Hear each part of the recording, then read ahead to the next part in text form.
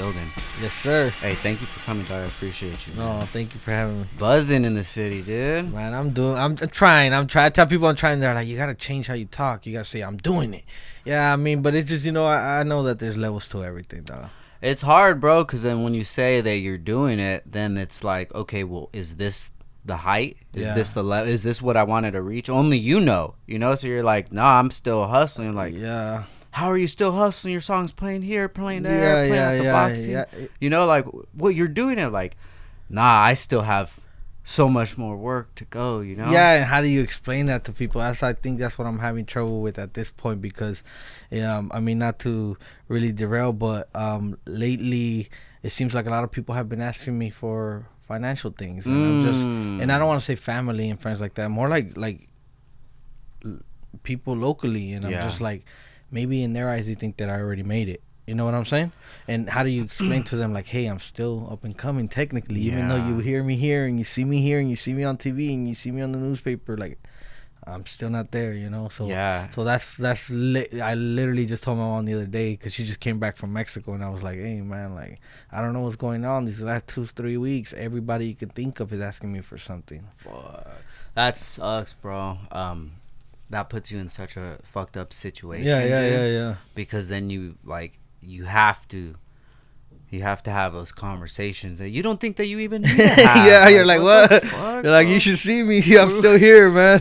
We went to junior high. Yeah, dog. exactly. What are you talking about, bro? Yeah, And if we never had that relationship where it's been a financial relationship, why do you want it to change? You know what I'm saying? Your whole life, if you want it to, is gonna change. Meaning every aspect. You can't just change the things that you want to change and keep the other things. Everything. It's like you used to have a system back in the day, bro, where you just like get some new subs and you get the EQ. Oh yeah.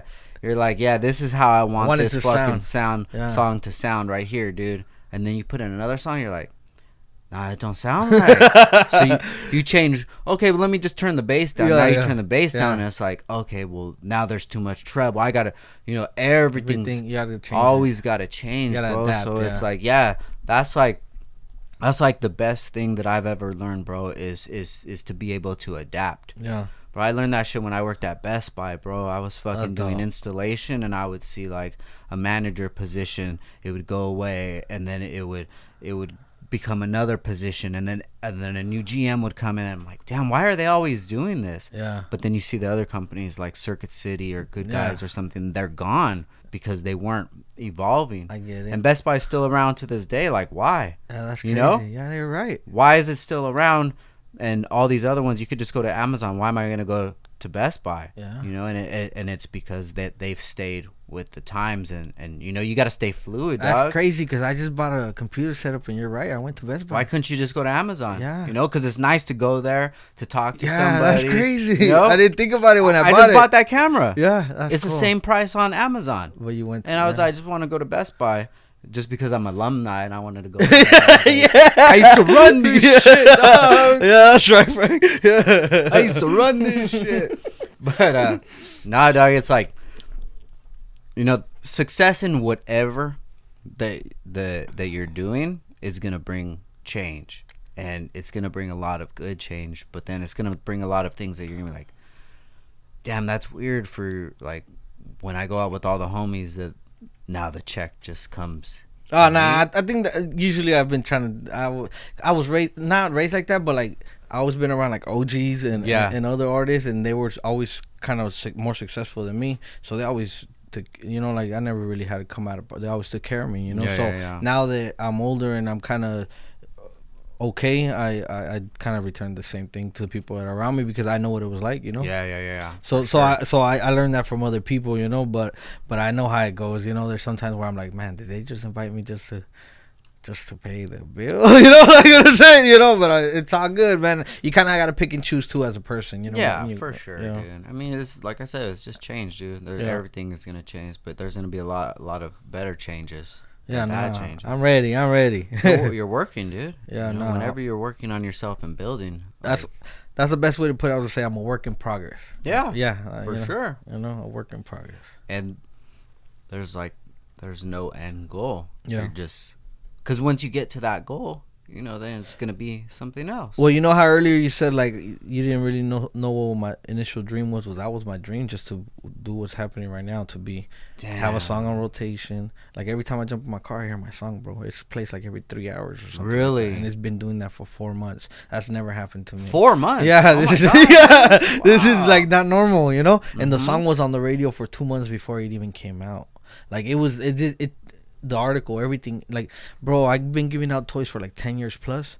I barely started coming out on the news, and I don't do it for that, but I'm saying I'm barely getting the recognition for it the last 3 years, bro. And I'm telling you, I've been doing this for 10 years plus. Well, say 2012. You know what I'm saying? And as soon as I made my first dollar off music, the first thing I tried to do was go to the projects and try to motivate some kids, you know, like so. But nobody paid attention now. Now people are like, damn, how can I get involved? You're doing you come out here, you come. I'm like, yeah, bro, it took me like 10 years to do that.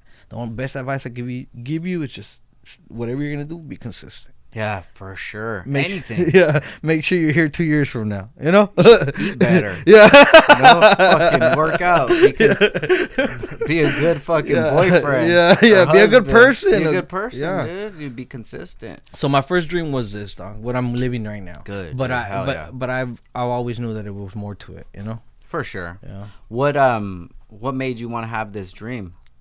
I mean, my first dream, bro, as a kid, I wanted to be a professional soccer player. Oh shit! Okay. That was my first dream, but the story goes, I mean, it's not documented, but the story between my family and the people that know, they robbed me from that dream, man. I was supposedly real good, and they robbed me in front of my family and my teammates and everything, and they you know, I broke down and I never played the same after that. I never wanted to play. So I was a teenager, I believe like 13 years old. Okay. But I was getting ready to go to high school. My mom sent me to a camp, bro. My mom sent me to a camp for 5 days. And in that camp, you were going with high school students. I think since I've always been so small in stature, my mom was scared for me. And she sent me to get me ready to go to high school. And my older sister that was already in high school went too. Well, in that camp for 5 days, every night you had to perform in front of 3,000 students. Perform what? Whatever they put you in, whatever group, whether it was poetry, whether it was dance, they just had different groups. So every night, at the end of the night, after dinner, everybody got sat down, and there was a stage and stuff, and you had to perform in front of everybody. There was kids from LA, from San Bernardino, from Oxnard. I don't know if they remember me, but I remember some of them, you know. And one night I got poetry, bro. And I thought it was gonna be the hardest thing ever, because when I thought of poetry, I thought of you had to rhyme. Yeah. So I never written a rhyme in my life. The group leader was a senior in high school. I was fresh out of 8th grade. I haven't had a day. Yeah, I haven't had a day in high school. She helped me with my first 2 bars, bro. Oh shit! Yeah, I swear to God, she gave me my first 2 bars. She said it's so easy, something like. And ever since then, I finished it. I read it in front of everybody. I got a crazy reaction, and ever since then, I just never stopped writing, bro. Do you remember it? Not really, but I do remember the 2 lines that she gave me. It was like, so many girls, so little time. I'm glad there's just more than one kind, or something like that. That's what she gave me. Those were like the first 2 lines. Hey, you gotta put that in a song. Oh, yeah. Next one. And then I finished it, and I just remember the reaction. So, a few years later, I mean, because we were so broke, bro, we couldn't afford a computer or nothing. There was already computers and already internet and stuff. So I just kept writing. I kept writing on pieces of paper, and whoever I would talk to on the phone, I would read them my poems. I would read them my poem. It got to a point that the word started getting. I would like to say MySpace was probably out, but I don't know if I was really out because I didn't have a computer. But the word started getting out, and people started paying me to write poems for people. Oh, this is as a kid, you know. Yeah. Hey, can you write one for my girlfriend? Stuff like that. So then I said, okay, I could do something. You know what I'm saying? So really, that's how it started. My mom sent me to a camp. I started writing poetry. Some people started paying me to write poetry, and I said, oh, I could do this. And eventually, I linked up with a DJ, started recording straight on a CD. Little things, you know. Yeah. Little things, but then I started chasing the dream ever since. So how did you stop playing soccer? Well, when they robbed me from my dream, basically, they gave a trophy. I was the top scorer of the league at that moment. Okay. and they gave it to my teammate in front of everybody. So it just crushed me. I cried. I remember. It just crushed me. So I think I stopped playing for like probably 6 months. Was this like a club team or what? It was. I think it was. I don't even remember what league it was, but it was not the AYSO. I'm talking about. Yeah. You know what I'm saying? Okay, yeah, for sure. Yeah, I do remember playing on Oxnard Wave, and I do remember that the what is it, the travel team era and stuff. Yeah. But I just, the moment where it was for me was when they did that in front of everybody. Yeah. And I did try playing again, but it just wasn't the same. Yeah. It wasn't the same because I was always the little guy that people underestimated. Still to this day, even in music, I'm the little guy that people underestimate. Like I was telling my buddy today earlier, I was like, bro, isn't it crazy that this weekend we knew so many people that were at the boxing fights? They're telling me it was a sold out crowd, 22,000 people, and not one of them could have tagged me and told me my song was not playing at the stadium. I wasn't there, bro. You want to know how I found out? Because of the DJ. Because the DJ told me. Because the DJ made sure that he played it, and he sent me a clip. You know what I'm saying? So sometimes I take things too personal, but I'm like, nah. It's just, you know what I'm saying? I feel you, dog. You know, like I grew up like smaller too. You know, I developed later in life from Oxnard too. Yeah. You know, and it's just, it's tough. So you have to build. You have to build like that shell, and kind of, you know? And you always have to prove yourself. Though. Yeah, for sure. And then I don't know. That is fucked up. But it's what it is. What I've found out, what it is that like I would do that. Oh shit! The homie's song's playing right here. Like what the hell? All these people. Yeah. That's a big deal, bro. Bro, there's a YouTube homie that he was actually the last episode of the podcast. And I seen his shirt. He's from LA. Yeah. And then he just moved to LA, and even before that, he's from like Fresno or some shit, like far. Yeah. Anyway, some kid was wearing his merch, and I took a picture of him and I sent it to him. He was happy. And he's, I don't know.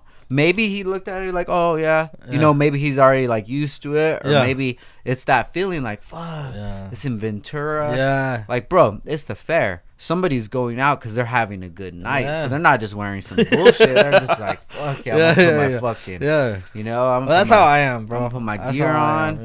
And then, like, I seen it, so I took a picture and said, it don't take nothing. Yeah. You know, but then it makes you think, like, damn, I know so-and-so was there. I know they heard it. Like, why wouldn't you do it, you know? Bro, 22,000 people. You know? Why wouldn't you do it? Even if 5 people did it and you reposted all 5 people, that makes it look like, fuck, that shit's everywhere. I'm not going to say nobody did, because after the fight yesterday, somebody shared it, and I asked them for the clip. They sent it. Got you. But I'm saying in that moment, from the people that personally know me, that I have their cell phone number on my phone, nobody did it. Yeah. Nobody did it. But then I'm not gonna say that everybody's bad, because I will say this weekend too. That same day while they were playing my record, I had a show with Kid Frost. He introduced me, and guess how he introduced me? He said, this kid, I used to take him on the road. I went to Texas, this and that. He met Bash. He said he's always been a good kid. He's always been consistent. And he said he's always been unselfish. He said, every time that you hear the song La Raza in the radio, he said it's most likely because Quicks texted the DJ and said, hey, Kid Frost is headed to the Dodger game. It would be cool if he hears his song on the stadium. And that's true. That's what's up. I never tell a DJ play it. I just said it could be cool. He's here. He's there. You know what I'm saying? Yeah. Like, and the OG appreciate. So I'm telling you, there is good people that see everything, man. You had a song with him. Yeah, right? I have a bunch of songs with him. Yeah, and he actually told me he's doing his last album and he wants me on it. So that's pretty cool. That's what's up, dude. Hell yeah. Yeah, it's easy to see the things that bum you out. But then you also gotta you gotta stay motivated in it, man. I posted it and it's like, and I'm proving a point now. You know? For sure, dude. You just got to use all that shit. It's just energy. Feel, you know? Yeah. It's energy. And which way are you going to direct this energy? Are you going to direct it to, like, being bummed out and, fuck, they don't believe in me, they're hating on me? Nah. Or are you going to move it to, like, well, that one person that I don't even fucking know, you know, decided that, like, this song was so significant that they wanted to Well, the DJ, man, the guy with the power, he said it. You know what? He said it was a West Coast event. He said it was a West Coast fighter. He said I thought it would be cool. Yeah. You know? And what boxing match was this? Right here, it was actually Terrence Crawford versus Jorge Matt. I don't know how to say his last name. Madrigal. Yeah. And then it was he played it during the Andy Ruiz versus Big Baby Miller, which is that was a heavyweight fight. I think a contender for the championship fight. So it was like the third fight before the headliner. After that one, it was Isaac Pitbull Cruz versus Rayo Cruz or no, who is it? Rayo I don't know his last name. Bro, most of my Valenzuela, there we go. Got you. Most of my sports shit that I get is from Joe Rogan. Yeah. So I'll pretend like, oh yeah, fuck yeah, he is this record or whatever. Yeah. No, fuck yeah. No, I don't know the record, but I at least want to know their name, you know, because they are fighters. They're prize fighters, you know. Dog, one time I had professional football players on the podcast, and we're just talking. And you were just pretending. I was like, fuck yeah. He's like, yeah, you remember him? Yeah. Oh shit, fucking Troy Aikman. I'm gonna tell you when I do that. I don't really do that in podcasts. You wanna know when I do that? When people catch me slipping in the streets and they see me with a jersey. Oh, I like wearing jerseys, bro. Yeah. Any team except Chivas soccer, I won't wear it. I won't wear it. But anything else, football, and people start talking. Oh, did you see the game? And I just be like. For sure. Yeah, you know, that's when I start pretending like I know what I'm talking baseball about. Hat. Yeah. I'll be rocking the hat. They'll be like, did you catch it last night? Yeah, you'll be like, yeah. Like, what the fuck are you talking about? Yeah. Oh, shit, yeah. Yeah, they're like, oh, you know, I'll be like, it's never my thing. You know, I'm sure I missed a big part of being like a man. Yeah. Not being into sports. But it's like, fuck, I don't know. I never got into it. Hey, and my little brother, shout out to him, he watches every sport, even tennis, even golf. Like, it's crazy. Dude. He watches everything. I'll be like, damn, he's just a sports fan. You know? For sure, you know? Yeah. And then there's the other side where it's like, I got into cars. Yeah. So it's like, there's other guys that just don't know anything. Yeah, I don't know anything about cars. No? I don't know anything about anything except music, dog, to tell you the truth. Good, dog. That's good. Hey, you got a nice car out there. Yeah, and people always talk to me about it. How much horsepower, how much this, how fast does it go? Be like, I don't know, dog. I drive like a grandpa. It's nice. What made you actually get that car? Honestly, I shot a video with the rented one, and I just said, you know what, like, I think the reaction just from me driving in the video, in the streets. I'm not saying in the video, like in the streets. I saw the people, and it was an older model, and I was just like, damn, this is crazy. If I imagine, and honestly, it took me 5 years to get it. I shot the video 5 years ago, so it you know, it didn't happen overnight. Yeah. And it happened overnight. But also because I knew what it would mean for the kids to see me in a car like that. You know what I'm saying? Yeah, for sure. Like every time they see me, hey, they're smiling. Hey, you know? So I know that it might just one of those kids be like, yeah, I could do that. You hope so, right? For sure, dog. I feel you. So I tell people a lot of the times everything that all this shit, dog. Like, I know it's like, to me it's like people gotta see it, because if they don't see it, the car, everything, they're not gonna think it's real, dog. You do you ever fuck with Charleston White? Do you know who that is? Yeah, I know who you're talking about. Yeah, I watch some of his stuff. Charleston White is a very polarizing person. You either love him or you hate him. Yeah. If you hate him, that might be that you haven't given his message enough time to listen, to soak in, right? One of the things that he says is like, why do I dress like this? Why do I have my chains? And why am I like this? You know, because when I was dressed up in suits and ties and bow ties, nobody was taking me seriously. When I was trying to talk to these youth and trying to get them out of the streets, who were they looking up to? They were looking up to these rappers. So when I started talking to them about the rappers, then they're like, oh shit. Then they thought that like we were on the same level. So that's how I have to. Dog, I'm a rapper, and I don't think I've ever had guns in my videos, bro. But you know, I've always had like I didn't cuss till I was 18. Really? You know, like, I don't know, man. I guess I was molded different. Yeah. I don't want to say like this just came to my brain. I saw kids cussing. I didn't think that was respected. How you gonna respect a kid that's cussing his ass off? You're a kid. For sure. You know what I'm saying? Nah, for sure, dog. Like, I don't know. Maybe my brain's just different, but I just be like, so a lot of things. And then I have nephews, nieces. I have family, man. I don't want to be like, Dad, this was a clown. You know what I'm saying? Yeah, for real, dog. Yeah. When I was younger, I'd have nephews, and then you see little kids, and when they cuss, I just laugh because it sounds funny. It does, right? It's like, the older I got, I'm like, nah, bro. And I don't I don't like my daughter to cuss at all. And my son, he's 17. He rarely cusses around us, and if he does, he's like being funny. No, I cuss when I speak, but in my music, I try to keep it as clean as possible. I have to, man. I have to. Yeah. I just know the message I'm trying to portray is bigger than me at this point. For sure. Hey, so let's take it back, dog. So where are you actually from? Oxnard. Okay. Oxnard. I mean, if people really want to go check the birth certificate, I think it says I was born in Ventura. But, okay. But Oxnard. It's the same shit. Yeah, I don't want people to be like, no, because that's what, for the Oxnard video, I have a new song out right now on rotation. Oxnard, a lot of the negative comments. I mean, I didn't get a lot. I got like 5 negative comments. They were literally saying like, you shot at Port Hueneme. I said, thank you, National Geographic. Like, damn, I know. Really? Like, bro, I could walk from Oxnard to Port Hueneme, dog. For sure. And if you listen to the song, it says little city by the beach. I could have used any beach by the city. What? Hueneme is Oxnard.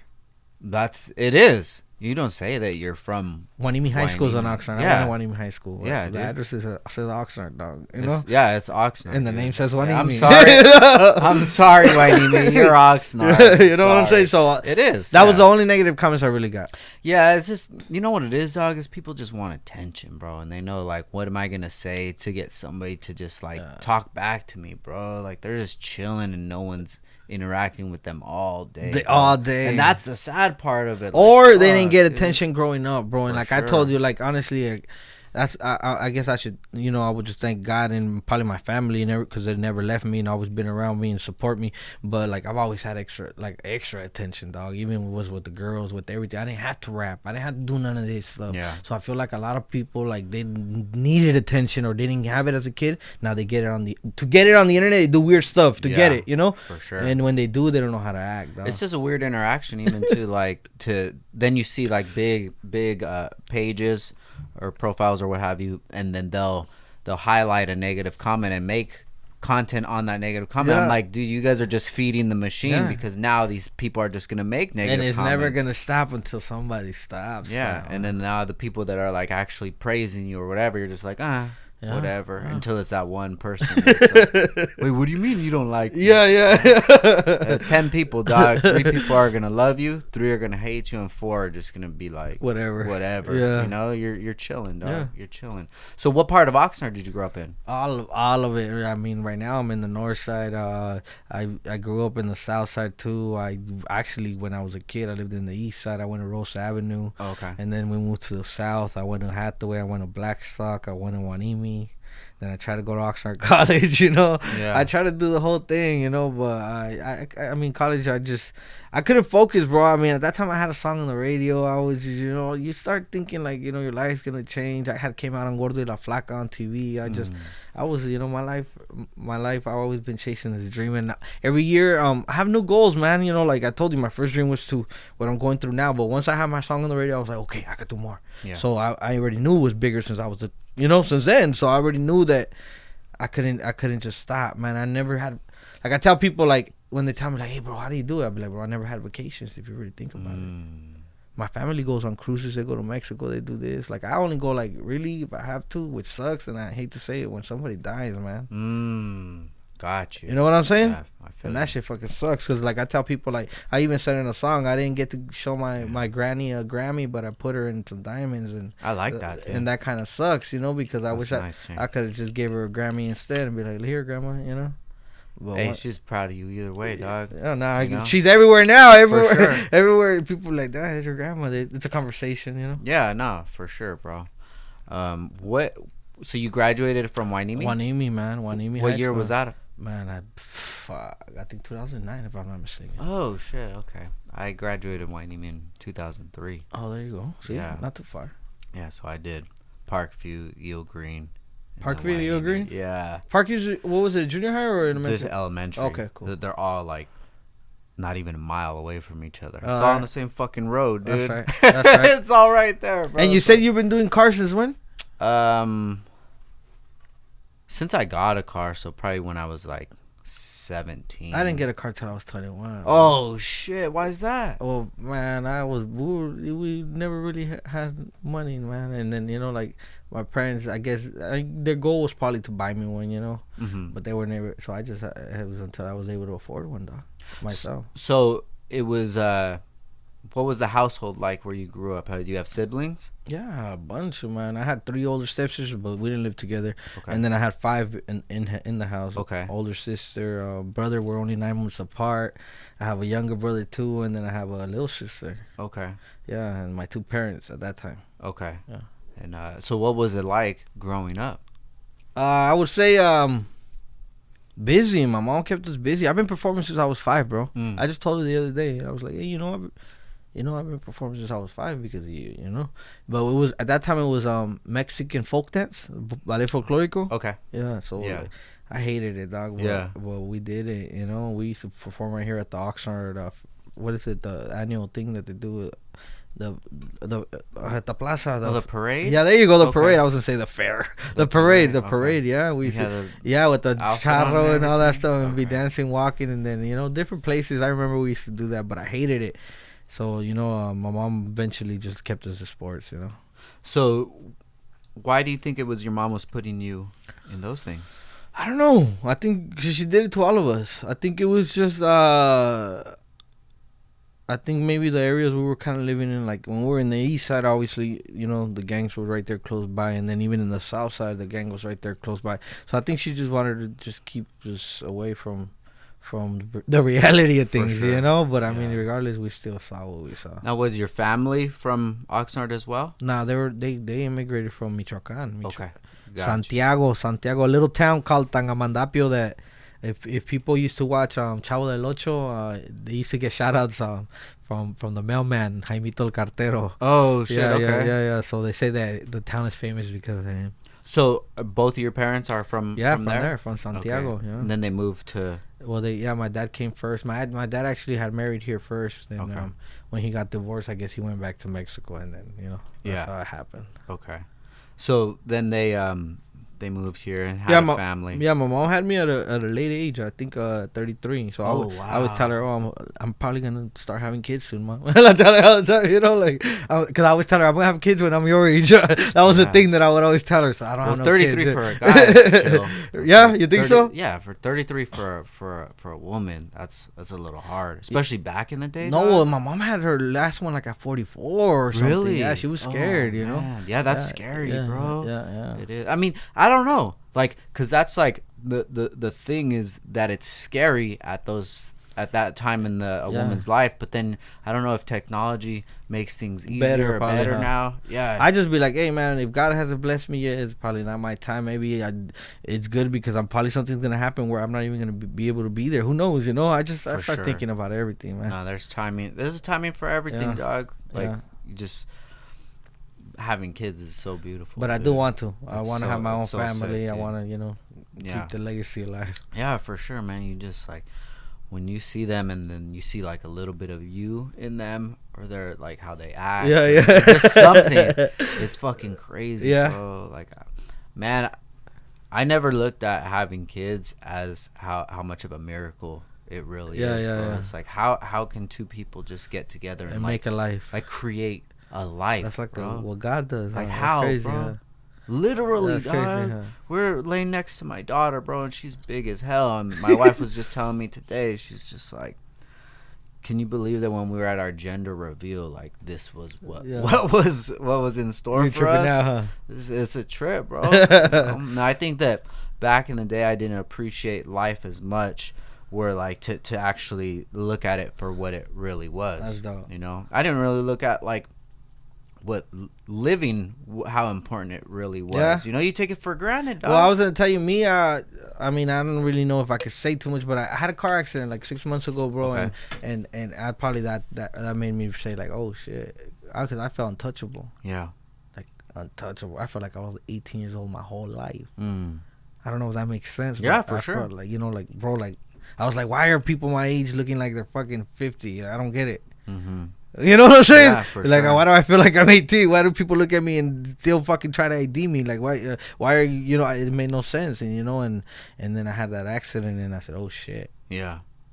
That could have been it. For sure. For sure. You know what I'm saying? When those things happen, it's like, fuck. Damn.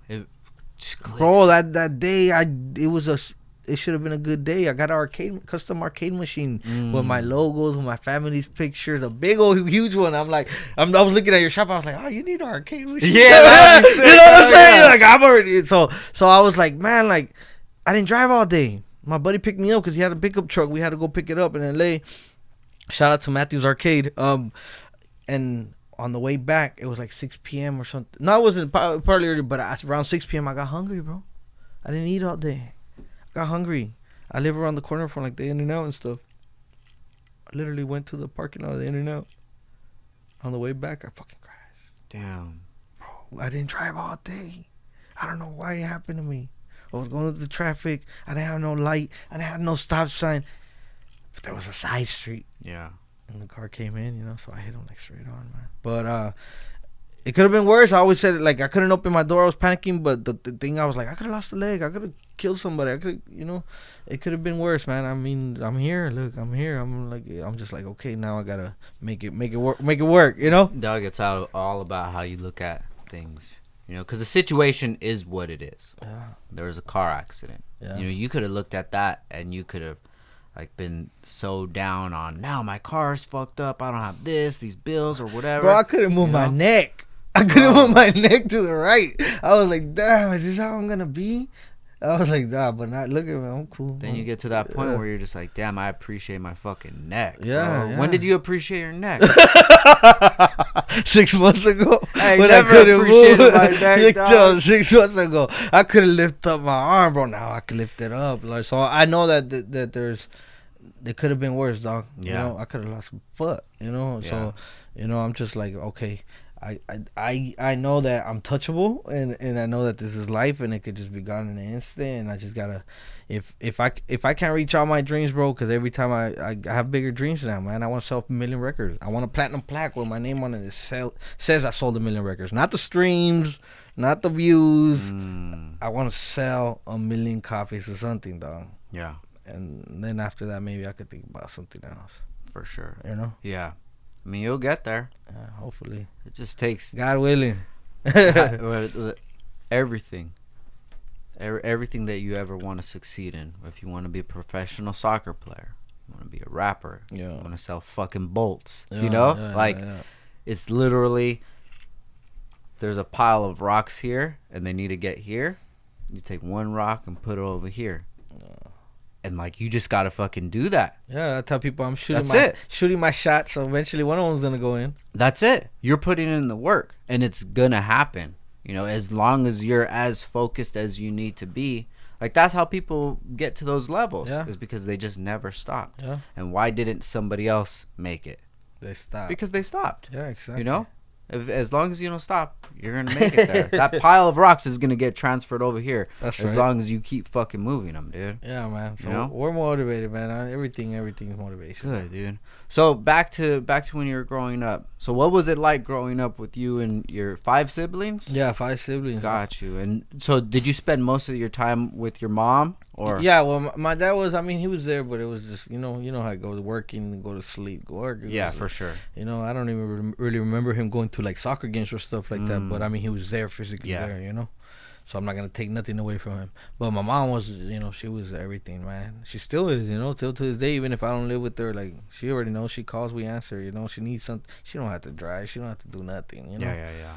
Even though sometimes it seems like it's not enough. You know, she got everything. You know. Yeah. So, but I would say my mom kept us busy, bro. It was just obviously she was limited too. She was only so much she could do. So I mean, you know, like none of us turned out bad. I'll give her that. You know, none of us ever been in jail, been arrested, nothing like that. You know. I think the craziest thing, not even crazy, just my sister had a kid at a young age as a teenager, but she's doing well. You know. Yeah. You know, their kids are already grown up. You know, they're good. Everybody's good. You know, but.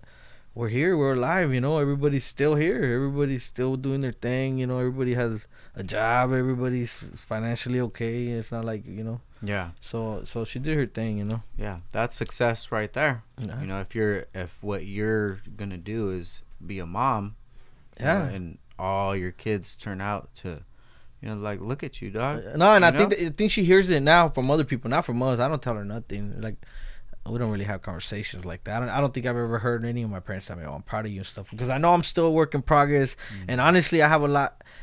I don't want to say competition more. I would say probably a little bit more pressure, because all my brothers and sisters graduated from universities. Oh, really? I didn't. Okay. So my mom has a diploma of all of them with their name on a wall, and then there's my wall with the diploma from the city of me giving back, and the newspapers article. So you know what I'm saying? It's different. I have my little accolades too, but it's not the same. So I've always felt that little extra pressure, I guess, to prove myself, because I didn't take that route. Was it always pretty competitive between you and your siblings?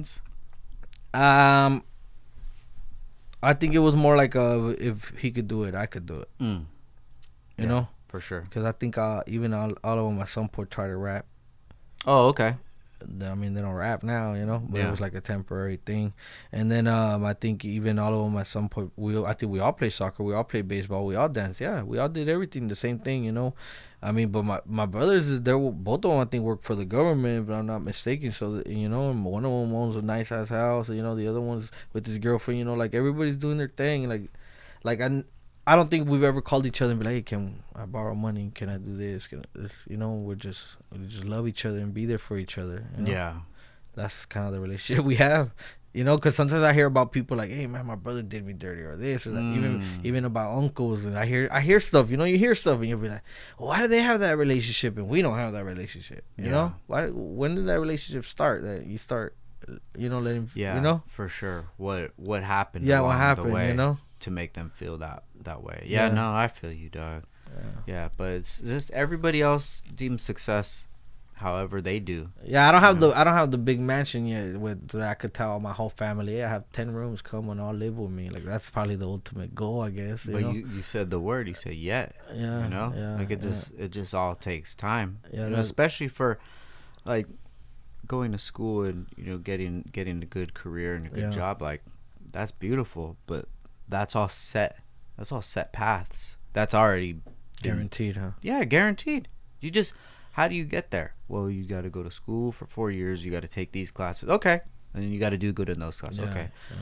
Where you're at is like, who knows, bro? I tell people it's like winning the lottery, man. And besides that, dog, like every fucking city, every street, there's probably a rapper, dog. Yeah. So, you know, like, you got to stand out. Yeah. And still fit in at the same time, which is weird as fuck. You know what I'm saying? Does that make sense? Like, for sure. How do you stand out and fit in at the same time? Yeah. No, you know? For sure. I would love to have been a rapper, dude. I've just never done it. Yeah, nah. And then I guess, you know, like, there's different kinds of rappers. Like, there's the gangster rapper, there's the trap rapper. I don't even want to be a rapper, bro. I just want to be a recording artist, man. Got you. I did notice that on your socials. It says recording artist. Yeah, that did stand out.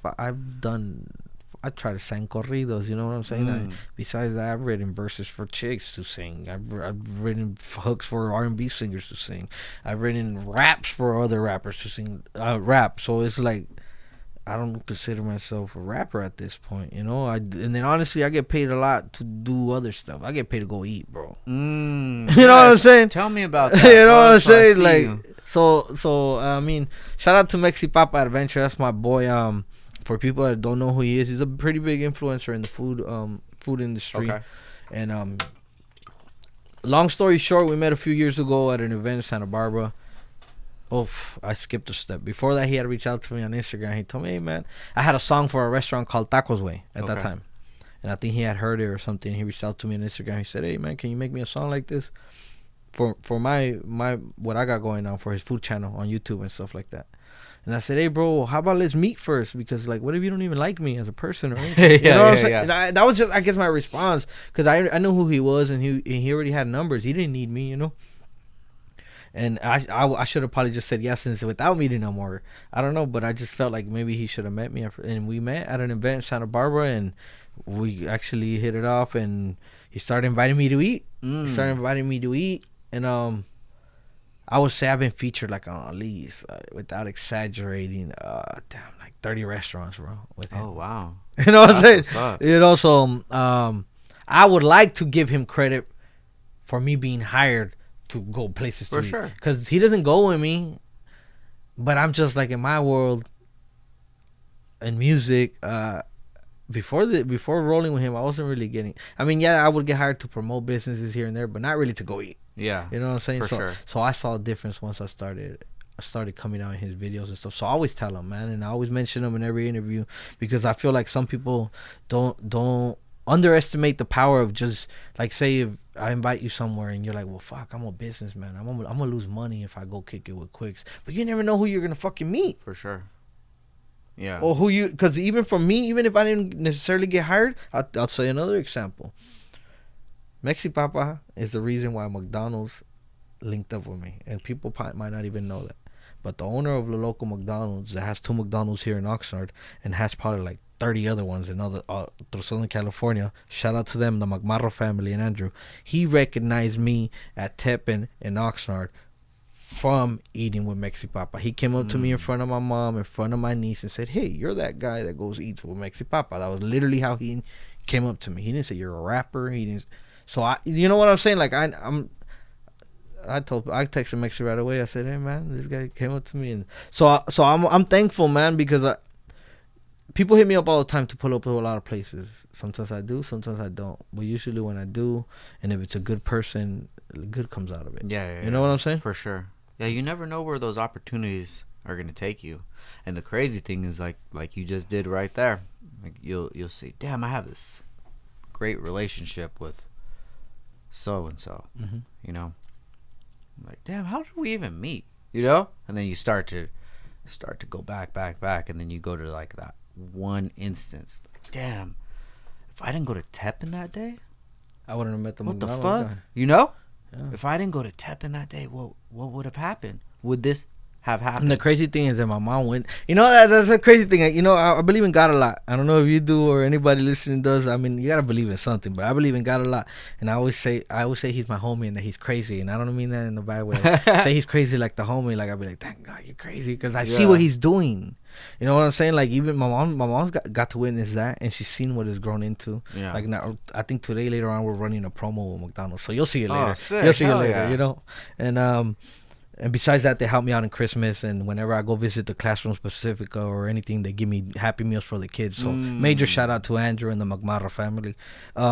But my mom witnesses all the time too when people come up to me and ask me for pictures. You know what I'm saying? Yeah, like random. Sure. I'm just like walking, and my little sister too. And I don't. It's random, and I never ask them how it feels but I'm just like, it makes me feel good because I'm like, okay, like maybe I didn't give you the diploma, but you see the impact I'm leaving in other people. You know what I'm saying?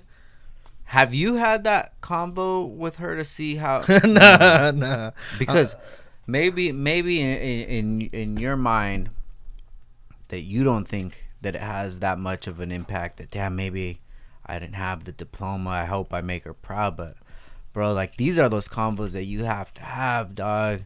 Is like. Imagine that, dog. Imagine your fucking kid, bro, and somebody's coming up to your kid and being like, "Oh man, I saw you music video." Like, bro, that's gotta fucking hit her hard, dude. Something, especially if she's been grinding from the beginning, taking you, to the soccer game, to the folklorico, you know, and then just like trying to keep you busy. So you don't end up in the streets, bro. I blame her for everything. I always tell her, "Hey, this is your fault." Bro, she's from fucking Mex, bro. Yeah. Think about that. Think about what her life would have been if she would have just stayed Nah, there. you know what's crazy that she has a crazy story herself. I don't know if she'll ever get to tell it. Maybe one day we'll interview her or something. But she says she crossed the border with high heels, and the reason she did that was because my dad lied to her about how she was what they were doing or something. Really? So she went dressed like if they were going out, bro. So I'll be like, "Damn, Ma, if you really did it and you really did it how you said." I mean, she said at the end the heels were broken and everything, and she had blisters and everything. But you know what I'm saying? Like I'm just like that. And she did it with my little sister newborn. My little sister my older sister, I should say, crossed the border illegally too. I mean, they're good now, but you know what I'm saying? Like that's my mom's story. She crossed the border in high heels with a brand new baby because my dad lied to her about the transportation or something. I think they were gonna use some paperwork or something, and it didn't go through. And the taxi dropped her off with a coyote or something. And my mom said, "What?" Yeah, and they just took her. That's crazy. You know, so it's like crazy story. So I know. I guess I never looked at. Now that you said it, that's why I was like, "Fuck, man, this was saying." Because it makes you start visualizing all that stuff. But I'm just like, maybe she is. You know, I just never asked. You know. Yeah, because you don't think about these things until people ask you about it. Yeah. I'm sure she doesn't think about her life like, damn, I was in Mex and I went in a Coyote. She was probably like, okay, that was just life. You know, doing the things that she had to do to take care of the family while the husband's at work or whatever. I will say this: my mom never had a job, a 9 to 5, never clocked in, but we never went hungry, dog. Yeah. Bro, that's a job, 5 kids? No, yeah, but you know what I'm saying? Like, you know, For how people be like, oh, you know, my mom went to work and babysitter. Like, we never went hungry. And she showed us how to hustle without selling nothing illegal, dog. I never seen her sell drugs or nothing like that. But I seen her sell everything else. Yeah. Seen her sell gold. Seen her sell gelatina. Seen her sell faja. Seen her sell Avon. Seen her sell home interior. Anything you could think of, Tupperware. You know what I'm saying? And so, like, she showed us a lot with just from us watching her. For sure. That's value. Right there. Yeah, and I think some people probably missing that nowadays, but you know, that's a whole different story. Yeah. Damn, man. That's a lot. You know, just you having this blind faith in yourself to be grinding for at least the last 12 years with this goal in mind. Yeah, my first release came out 2012. You know, that's definitely got to be huge. You know, you have to look at it as big, bro, because like nobody is ever gonna treat you the best that you need to be treated, that yourself can treat you. Like, you gotta be your number one fan. You gotta be your number one. I believe in myself, you know. And as far as like the music, I know it's just the right person hasn't heard it, dog, or hasn't shared it. You know, that's all it is. But or I just haven't fucking broken open the right door. You know, but like, bro, it's all motivating, dog. Everything, even the fact that nobody tweeted or shared my song at the stadium and they know me and they knew me personally, that motivates me. I'm like, okay, so you're gonna act like you don't see me? I'm gonna keep popping up in for sure. You know what I'm saying? Yeah. Like, I wasn't there physically, bro, but my song played in the middle of a fight. The guy was scratching it, was running back. I have like a whole minute something of it playing. Like, this is the real deal. I'm not lying to you, dog. Yeah. Like, and I know at least 10 people over there. All you need, dog, is you. And that's it. You know, that's the way I look at this podcast, right? This convo that we're having right here, this convo is not going to get better if 100,000 people listen to it. If 10 people listen to it, that doesn't mean this convo was a failure. That means that these people, they haven't had the pleasure of hearing this conversation. You know? People just haven't had the pleasure of looking at or listening to your art. It's your art. You know, whether 1 million people listen to it or a few thousand people, that doesn't change what it is. You know, it is what it is. They just haven't. It's like those restaurants, bro, those small little restaurants. It's like, it's not going to make the food better if the line's out the door. You know what I mean? Like, it's art, bro. Well, that's why I don't know if you saw my most recent post. Well, one of them, I posted the plaque. I got a plaque the other day for the 8 million streams, but I was like, man, maybe I shouldn't post something like this because there's people with like hundreds of millions. But I was like, you know what, man? My first dream was to get played just by my hometown, dog. Dog, there's people with no streams. You know what I'm saying? So I was like, this is gonna motivate somebody that has 100 streams or 1,000 streams right now and be like, oh, if Quicks could do it, I could do it. That's why you say, even me being a recording artist or whatever you want to call me, a rapper, or influencer, entertainer, whatever the hell people want to call me nowadays, dog. Me even doing that is not for me. It's just for, honestly, so somebody else is like, if he did it, I could fucking do it. Yeah. Because I learned it from everybody else, though. So when you were growing up, what kind of influences did you have? I mean, before I was rapping, when I was the age of around 13 and stuff, riding around on a scooter, there was a van going up and down the streets with 3 rappers on it. If you guys don't know, if you guys don't remember, they were Spanish rappers called Locura Terminal. It was a group. I mention them any chance I get. I mention them in the Oxnard song. They actually make a cameo on it. I have them in my bio because they actually inspired me a lot, and they were one of the first rappers to listen to me and make me feel like it was real. You know? Okay. And So I would say I seen them that it was real, and then I'm gonna start just being fully honest with people because I never really say this, but there was another rapper. He wasn't from here, but I went to a Kmart once. Okay. A Kmart, dog. I saw a CD and it looked like it was a kid in the cover, and it was a rapper. I think what's his name? I think his name was like Little Tweety or something like that. And I said, well, if he could have a CD at Kmart. I wasn't rapping, dog. I just saw it and I picked it up. I said, oh, I could have a CD at Kmart. Yeah. And just stuff like that, dog. That's like the best motivation to have, dude.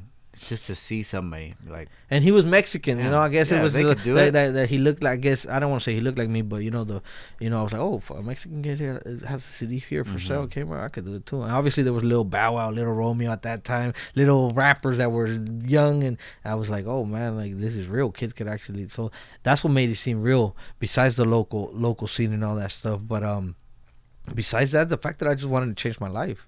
Yeah. I told you we couldn't afford a computer. We couldn't anything that we wanted, whether it was new shoes or anything. We kind of had to work for it, bro. Since kids, I've had a cell phone since 6th grade, but I had to pay for it since 6th grade.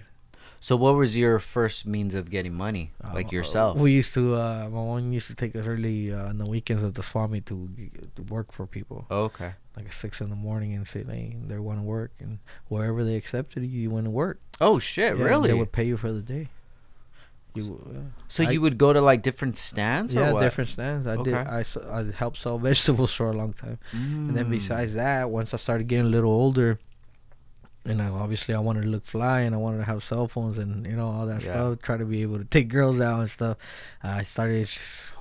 I'm gonna be honest again, holding signs in the corner. Okay, flipping signs. Yeah. I mean, I didn't do all that extra stuff, but I would try to, because I was so small, I would try to hide behind the sign. I would be embarrassed, bro. Yeah. But I was. I don't want to say I was making huge money, but it was enough to feed myself and buy myself what I needed, and not to have to depend on my family. Yeah. Because we didn't have it like that. Never. So, not even to this day. Now it's still up to us.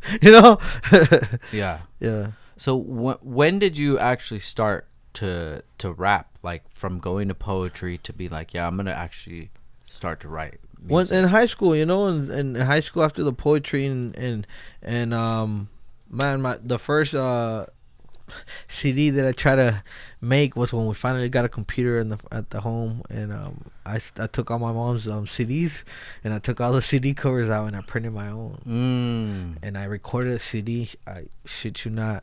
Knock on wood, whatever the saying goes, on a $10 microphone, dog. And I sold 50 copies the next day instantly at school. Not because it was good, not because just because I fucking knew how to sell, bro. Really? And the girls just wanted to support, or the guys or whatever it was. Yeah. How much were you selling them for? $5. There you go. Shit. Yeah, so I made like $250 or something like that. That's what's up, dude. So back in high school, was there any other people rapping? At that moment, no. But then for me doing that and stuff, one of those kids in high school eventually approached me. He told me, hey, I rap in Spanish. So eventually, you try, you start experimenting. But yeah, from me doing that CD and stuff, another guy, I think his dad was a DJ. And that's what led me to going to go record on an actual CD, straight to the CD. You couldn't mess up. And to me, it was better than, I guess, the $10 microphone because I didn't know what I was doing, So you were recording from the mic to where? To the computer. Oh, to the computer. Yeah, to the software or whatever. Okay, and then I would burn it on the CD. And then we had a printer, so we would print the label. Yeah. It's crazy. I think I had a little puppy at that time, and I used that as the back cover. Oh, man. The puppy. Yeah, the puppy. And maybe that's what sold, dog. Like, I still haven't figured it out, but I always tell people, like, I'll take one. My mom taught us how to sell. She sells everything till this day, bro. Like, Like, my mom's a hustler, bro, so I guess we got it from her, man. That's what's up, dude. Yeah. When I was in high school, the only person that I knew that rapped was Mark Ford.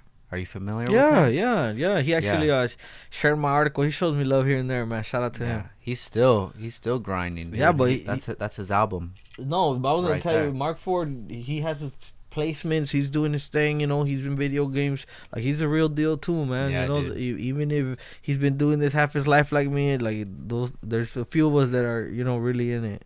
He's always been a creative.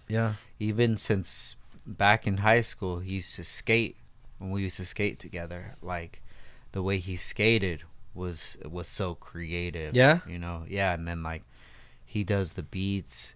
and he does the music videos. That's dope. Yeah, he did a music video for me too. Oh, did he? Yeah, it's called I Don't Care. He's good. He's good at what he does, and he got a feature from is it West Side Gun? Yeah, from I Griselda? think so. Somebody. Yeah, no, he's doing it. And when I saw that, I was like, damn, because Griselda's fucking huge, bro. And I saw that, I was like, good, dude. That's good. Yeah, that's like one of those milestones. It's just like, yo, keep going, bro. Keep going. Yes, sir. Know? And huge shout out to him. I've had him on the podcast. I love that dude, man. I love the hustle. Just go do it. Yeah, no, you gotta be consistent, man. That's it. And just work. Yeah. So tell me about what high school was like going to Hueneme. I mean, it was cool. It was cool. Obviously, I don't know if every generation has experienced this, but at that time there was a lot. I don't want to say tension, because this is obviously there was I think in the 90s there was the riots and all that. It wasn't like that, but somehow, some way, I don't know if it was just internal or rumors, or I mean, there was social media already, so maybe it had something to do with that. But they would try to separate the blacks with the Mexicans for some reason. Really? Without being too deep into it. Yeah, and instead of fighting us, we used to rap. Oh, okay. Yeah, we never really physically fought, like I can remember. Yeah. But we would rap and like diss each other, so like that was kind of the era that I went through. That I feel like my era of school and everything, I don't want to say me personally, I don't want to take credit. Maybe somebody could tell me who could take credit for it, but I feel like we made it okay for a lot of kids to give rap a try. Like a lot of them don't rap right now. Yeah. They give up. They live normal lives, whatever they're doing, Yeah. They probably have kids, whatever they're doing, shout out to them. But I feel like we made it okay. Like, got you. Like, like we were that era that said, hey, this is a new wave of Mexican kids rapping. You know what I'm saying? Yeah. And I'm talking about like 2008. You know what I'm saying?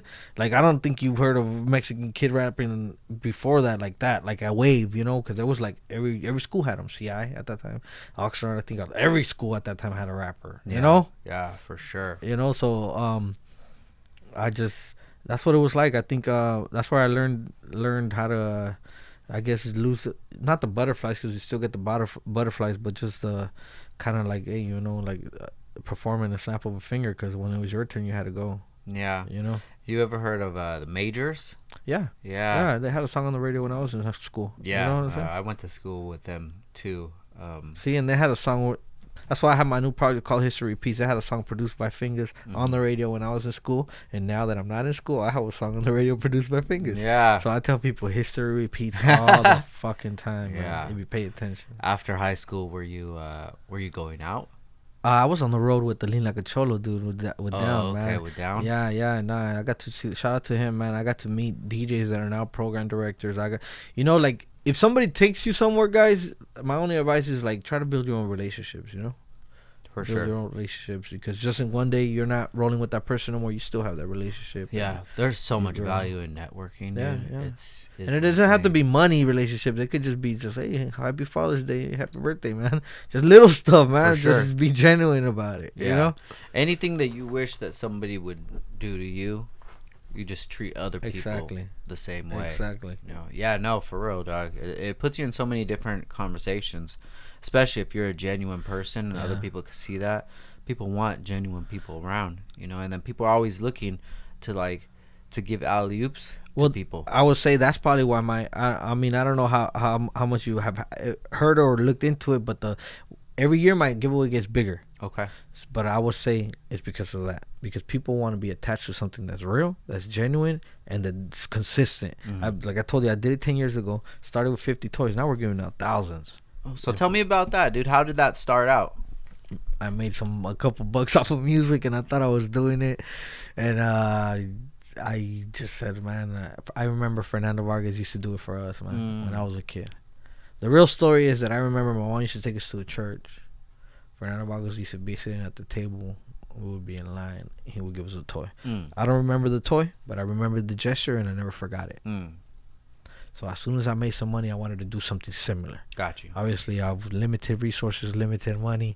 I had a chubby homie dressed as Santa. Yeah. We pulled up. You know what I'm saying? Like, Yeah, really. I yeah. have pictures that I can show you. That's real, the real deal. You can see there's a little line of people lined up, and we gave them a toy. It was like 50 toys, bro. So I kept doing that. Then the next year, I think I posted on Facebook, like, hey, man, I'm willing to help out 5 to 6 families. If you really know somebody, tag them or send me a message and tell me why I should do it. So then I started doing that. Then, honestly, one year I linked up with Radio Láser. Okay. And Carnitas del Rey. And they had a location on Saviors Road at that time. And I saw how big that one was.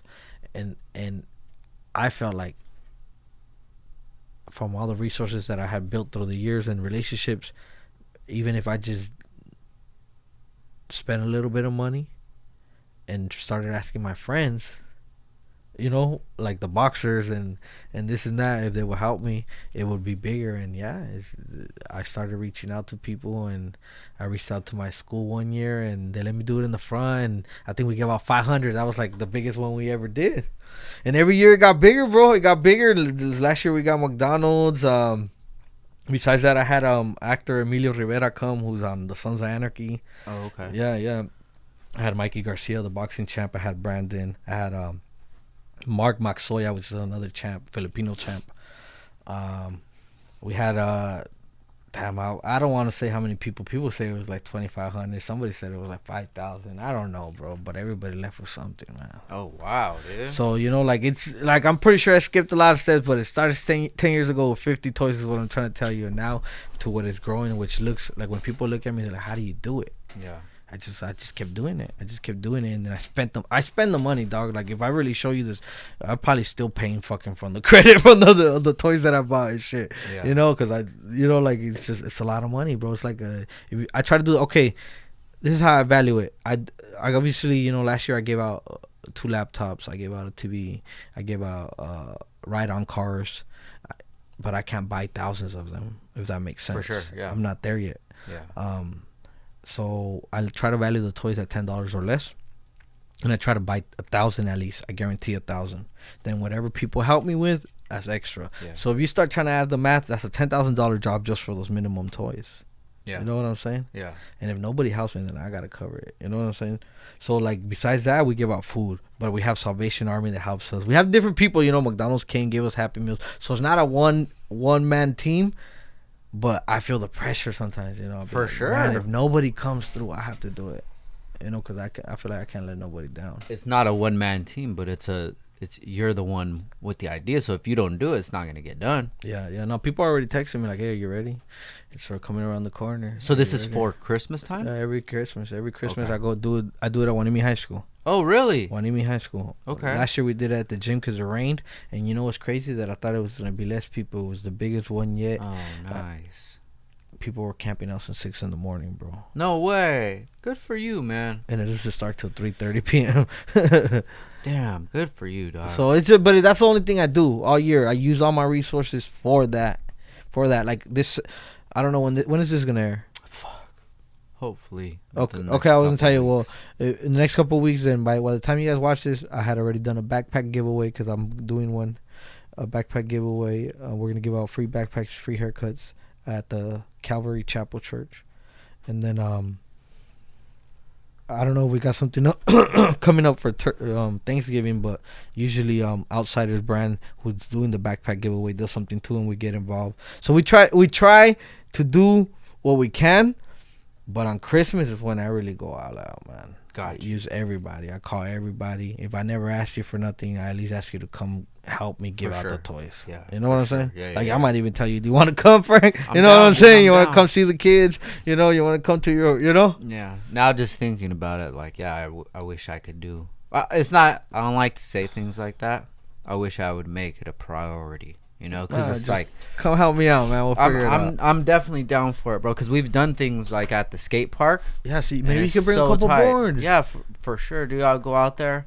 And this past November we did it because we always have a big sale for Black Friday. That's dope. So we went out there and gave up a bunch of stuff, and then we were just like doing video for promo for the Black Friday sale, and then just seeing all these kids like they're happy, huh? So tight, dude. Yeah. They're I know in that car, bro. Fucking, I try to keep shirts or stickers so I could give them. Can you rev it? Can you rev it? And I'll be like, yeah, thank you. I'll be like, here, I got a shirt for you. They leave all happy, bro. Yeah, maybe I'll stop by the skate park tonight, dude. You gotta do something. I do, man. I like it, bro. The same reason that you're saying, bro. I want to be able to like show these kids that there's more to life. And I was that kid, so I can't forget it, dog. Yeah, I can't. My birthday cake was from the food pantry, bro. Yeah, you know? low key, high key. Yeah, like like. What was like the most poorest thing that you would do that had like that much of an impact on you, dog? I don't know if I could. Okay, there's two stories. I mentioned it in a song. My mom bought me a pair of Jordans and they were $15, bro, and I cried because I thought I was too expensive for her. They were from the hand-me-down store, from the Segunda. Yeah. Jordans, bro. My first pair of Jordans were $15, and I cried because I was like, "That's too much money, man." You know? Yeah. So that was one of the things that I remember, and then other things that I didn't have the luxury of just getting a cheeseburger at certain times, even if my mom would say we had to save money. You know, even if it was $1.29, whatever it was at that time. Yeah. Now I tell her, like, when we go eat and I should show her the bill. I'll be like, look, it's $200. You know what I'm saying? Like, you know, it's just so that's why I guess sometimes I do wonder, like, I wonder if she sees it. You know. For sure. I would recommend just having these combos, dog. Yeah, that's, you know, like, you're right. I had recently, my mom was diagnosed with leukemia. Yeah. And there was a really bad part where she had to go to like the City of Hope, which is like a cancer hospital, and she was there, and like it wasn't looking good, dude. And I brought my recording equipment, and I said, fuck it, because my pops had a stroke in 2021.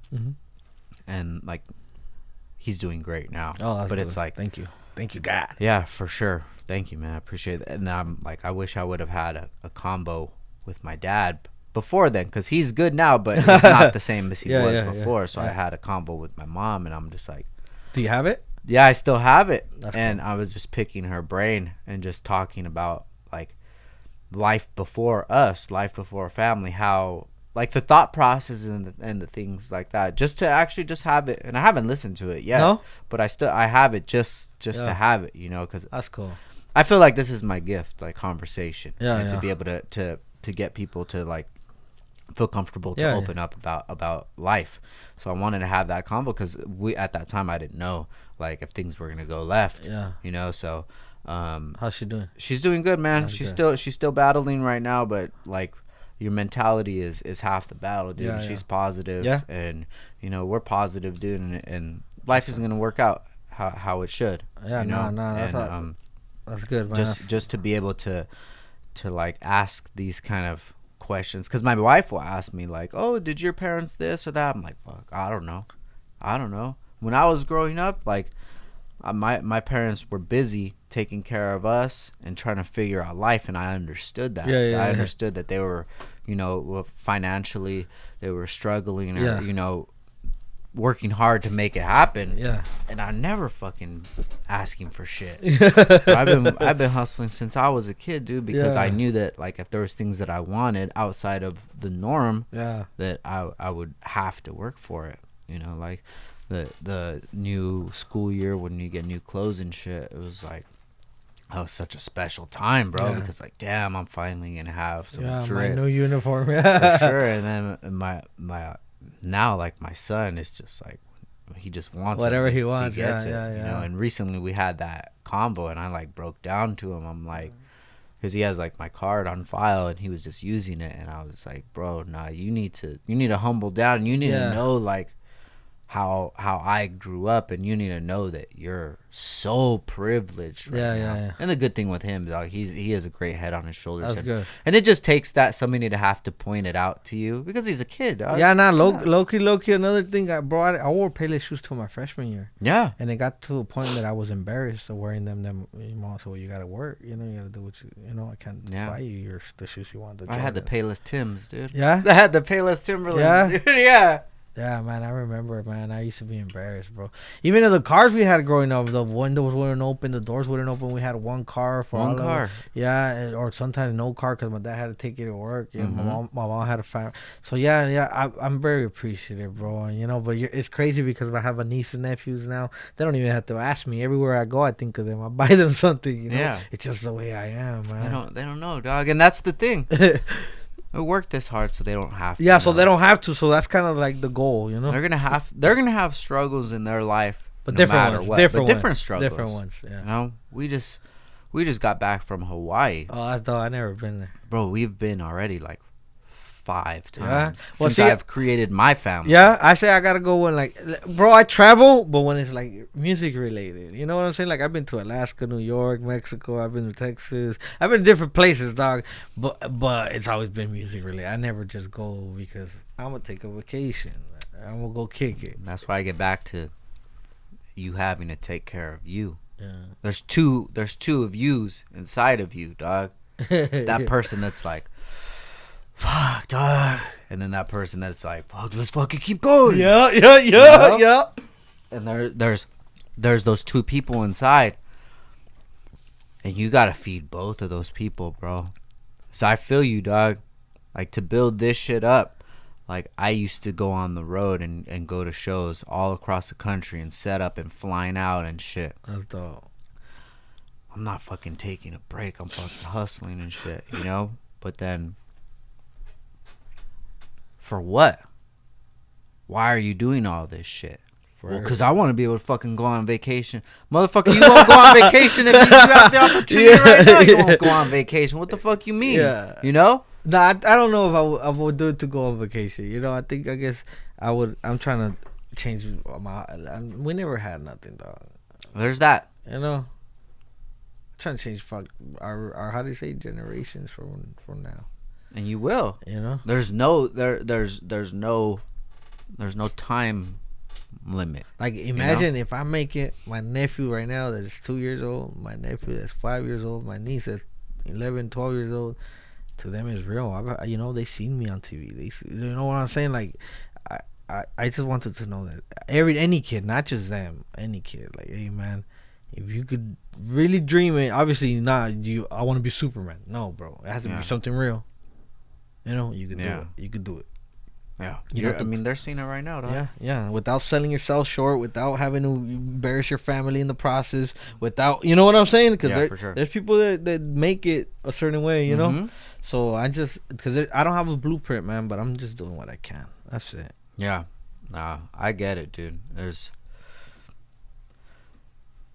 if you have that hustler mentality, it's hard to look at something else to have value. But it's like, at the end of the day, all you really have is like memories. Yeah. You know? Because like, when we first met, that's in the past. Yeah. You know, we can't change that. Yeah. We had a bad interaction when we first met. Can't change that. Yeah. Anything. What's going to happen after this podcast is done? There's a million things that could happen. Yeah. The only thing that is actually real is right now. You know, and that's something that I struggle with. That's crazy. And even though knowing it, I still struggle with it because I'm always worrying about the future. Yeah. What bills you have, what's coming up, you know? Then I'm worrying about the past. Yeah. Like, fuck, I wish I would have done this, or wish I would have done that. But like, right now is honestly the only thing that we have control to even affect. And is when you think about it like that, it's like, fuck, well, why am I thinking about some shit that's going to happen in a month from now? Yeah. I'm going to spend a whole month worrying about it. And then you get to that. Because that's not the first time in a month that I had some shit that I had to worry about. So let me think back at the last time I had something to worry about in a month. It all fucking worked out. Yeah. It all worked out. Yeah, it always works. You know, so it's always going to work out because you, the person that you are, always makes it work out. Yeah. So you design fucking life how you want it to fucking be, whatever you want it to be, because I'm just trying to buy my time back to do things that I want to do, you know? Like you said, There's no blueprint. So if there's no blueprint, you could look at that two ways. You could look at no blueprint and like, fuck, I don't even know what to do. Or you could look at it as like, damn, this is ultimate freedom. I could do whatever I want. I could do it. There's no blueprint. Yeah. I could do whatever the fuck I want to do. There's no rules. If right now, if you want to post up, like, I'm going to do a fucking live performance tonight at so-and-so spot, come through. If 10 people show up or 100 people show up, you're still going to be there doing your performance. And you're going to have somebody right there shooting content. And then you're going to be like, damn, it's Tuesday, dog. I just did this shit on a Tuesday. Why? Just because that's what the fuck I wanted to do. The streets they're hungry right now. You know, the city's looking at you. What are you gonna do when the city is looking at you? Are you gonna do something that is just part of another blueprint? Okay, we're gonna set up a show here, which all of that stuff is respectable. Or are you gonna be like, fuck it, dog. Meet me at the fucking pier at sunset. I'm gonna have a fucking speaker. I'm gonna be chilling right there. I'm gonna have some fucking gear come out. If anything, we could just fucking all vibe out together. Get some fucking yerbas, dude. You know? Get some fucking yerbas and chill out. Like, you got the power in your hand to do whatever the fuck you want to do, you know? Like, if you want to show these kids, like, yo, this is, I want to motivate you, like, fucking do whatever. Go buy some fucking pizzas and be like, dude, let's just fucking vibe out, you know, because I ain't got shit going on tonight. Let's go vibe out and make some content or whatever. Like, that shit's hard, bro. And you got the power of that shit right now. You tell me some people from Oxnard aren't gonna take advantage of that? Like, what the fuck? He's from Oxnard. His song's playing on the radio all the time, and he's gonna be at the skate park tonight. Let's roll, dude. You know? Now that's kind of what we've been doing, and you know, like with the Kid Frosting, it was just like I popped out, and then I'm popping out for that backpack giveaway, and then we're actually linked up with McDonald's. We're giving away some free meals. It's a little free meals, basically first come first serve. You know, nice. 50 free meals, I think, or something like that. Oh yeah, bro. So you know, like little things, you know, so like people are wondering, like the McDonald's, and like I told you that to me. I'm not telling, like, I don't know if other people like it, but to me that happened because I was hanging out with the food guy, you know, with Mexi Papa. For sure. 100%. You know what I'm saying? You put yourself out there, dog. Even though he wasn't there in the moment when I met him, I know it was because of that. You know what I'm saying? So I tell people, it's just, you got to go out there, and sometimes, you know, like when people, because I've sent people messages, sometimes they leave me on red, bro. Me. And I'm like, I have a song on the fucking radio, bro. Yeah. Every day. Yeah. Every day. If you jump in the car and you're going to just act like you don't see me, okay, cool. But, you know, I use that, and I try not to ignore nobody, though. Because I know what it feels like to be ignored. Yeah. You know what I'm saying? So what I'm trying to get to is that sometimes it's okay to open the message and respond because you don't know what it's going to lead to, man. For sure. No matter who it is. I'm telling you, Mexi Papa just told me, hey, can you make me a song straight like that? They didn't even know me. Make me a song like this, you know, because I had done it for somebody else, for a restaurant, for an establishment. So I get it. You know, it makes sense, you know? Yeah. But I was like, you might want to meet me first, you know? Because sometimes, you know, not all of us are aligned, you know, are meant to. Do you feel like a lot of people don't like you? I feel like a lot of people don't know me. Got you. So what they see, they don't. They see, or what they hear, or what they've heard. I will tell you this: I was a way different person when I first had my first song on the radio and I was on TV. And if you would have talked to me then, I would have probably. Or you would have tried to message me then, I probably wouldn't have responded. Yeah. You know, I had to grow up, bro. You know, think about it. I was a teenager with a song on the radio. Came out on TV. I was rolling with the lean like a cholo, dude. People thought my life was gonna change, bro. My homies were in college calling me, telling me your song's on the radio. You know what I'm saying? Like, this is real life. This is not something that I made up. This is what I went through. You know what I'm saying? Yeah. So I don't know, man. I just feel like people gotta know that even if things, you say you have a song on the radio and stuff like that, you just gotta know that at the end of the day, you're still gotta keep your feet on the ground, you know, because, you know, I when it was COVID, and you know, everybody was doing like FaceTime and Zoom and shit like that. So I was on I had like a 4-way Zoom with some homies that I used to kick it with back in the day, and then one of my old homies, who was like, yeah, I want to talk to Frank, dog. I don't want to talk to Downstar. And I'm just like, 10 years probably since we've like kicked it like that, right? And then I'm like, what are you talking about, bro? Like, I'm still the same guy, you know? Yeah. I don't. So obviously because we didn't have no interaction, obviously he already painted this hit picture. This image, Yeah. So it's like, I told him, and this was like the first time that I even thought about it. When I told him, I'm like, look, bro, like you don't know me no more. Like, you knew me, but you don't know me. Yeah. And whichever way you take that, that's on you. Yeah. But like the person that I was back then, I'm not that person. The person I was 6 months ago. Yeah. I'm always evolving and changing, and I'm trying to be the best version of me every time. So if you have an idea who I was back then, and you want me to be that person, I'm sorry, dog. You don't know me no more. Okay, well, now that you said that, that brings me up to another example, because you asked me, do you think people dislike me or hate me? Okay, well, that's another way. I'm very brutally honest, bro. So there's this guy. I'm not gonna say his name because I don't really want to go. Yeah, for sure. But he's saying the same stories that I heard like 16 years ago, bro. But now he got a new set of ears to listen. Yeah. And then in the beginning, I was a little upset because I was like, damn, he's going to ruin kids' lives again. And I don't mean ruin because he didn't ruin my life. He was a jack-off. Like, he just tells you stories. You know, gotcha. Like maybe at some point he had power. He was doing it. You know what I'm saying? He probably was the man, but it's been 16 years. Yeah. Not one kid around him has been successful, including myself. You know, I had to depart. Everything that I've done that has been successful has been away from him. Got you. You know what I'm saying? Yeah. So, at the beginning, I was leaving comments and telling them like, "Hey, I've heard this before." And he would respond. He said, "Yeah, but now he told me himself, I got a new set of ears that are people that need to hear it or that are willing to hear it." So basically telling me, let me do my thing. Yeah. Long story short, he ended up blocking me for me basically calling him out. But I wasn't calling him out in a disrespectful way. I was just telling him like, bro, enough talking. Let's do something. Yeah. You know what I'm saying? So I think a lot of times I'm misunderstood. Yeah. Because I don't know how to be fake, if that makes sense.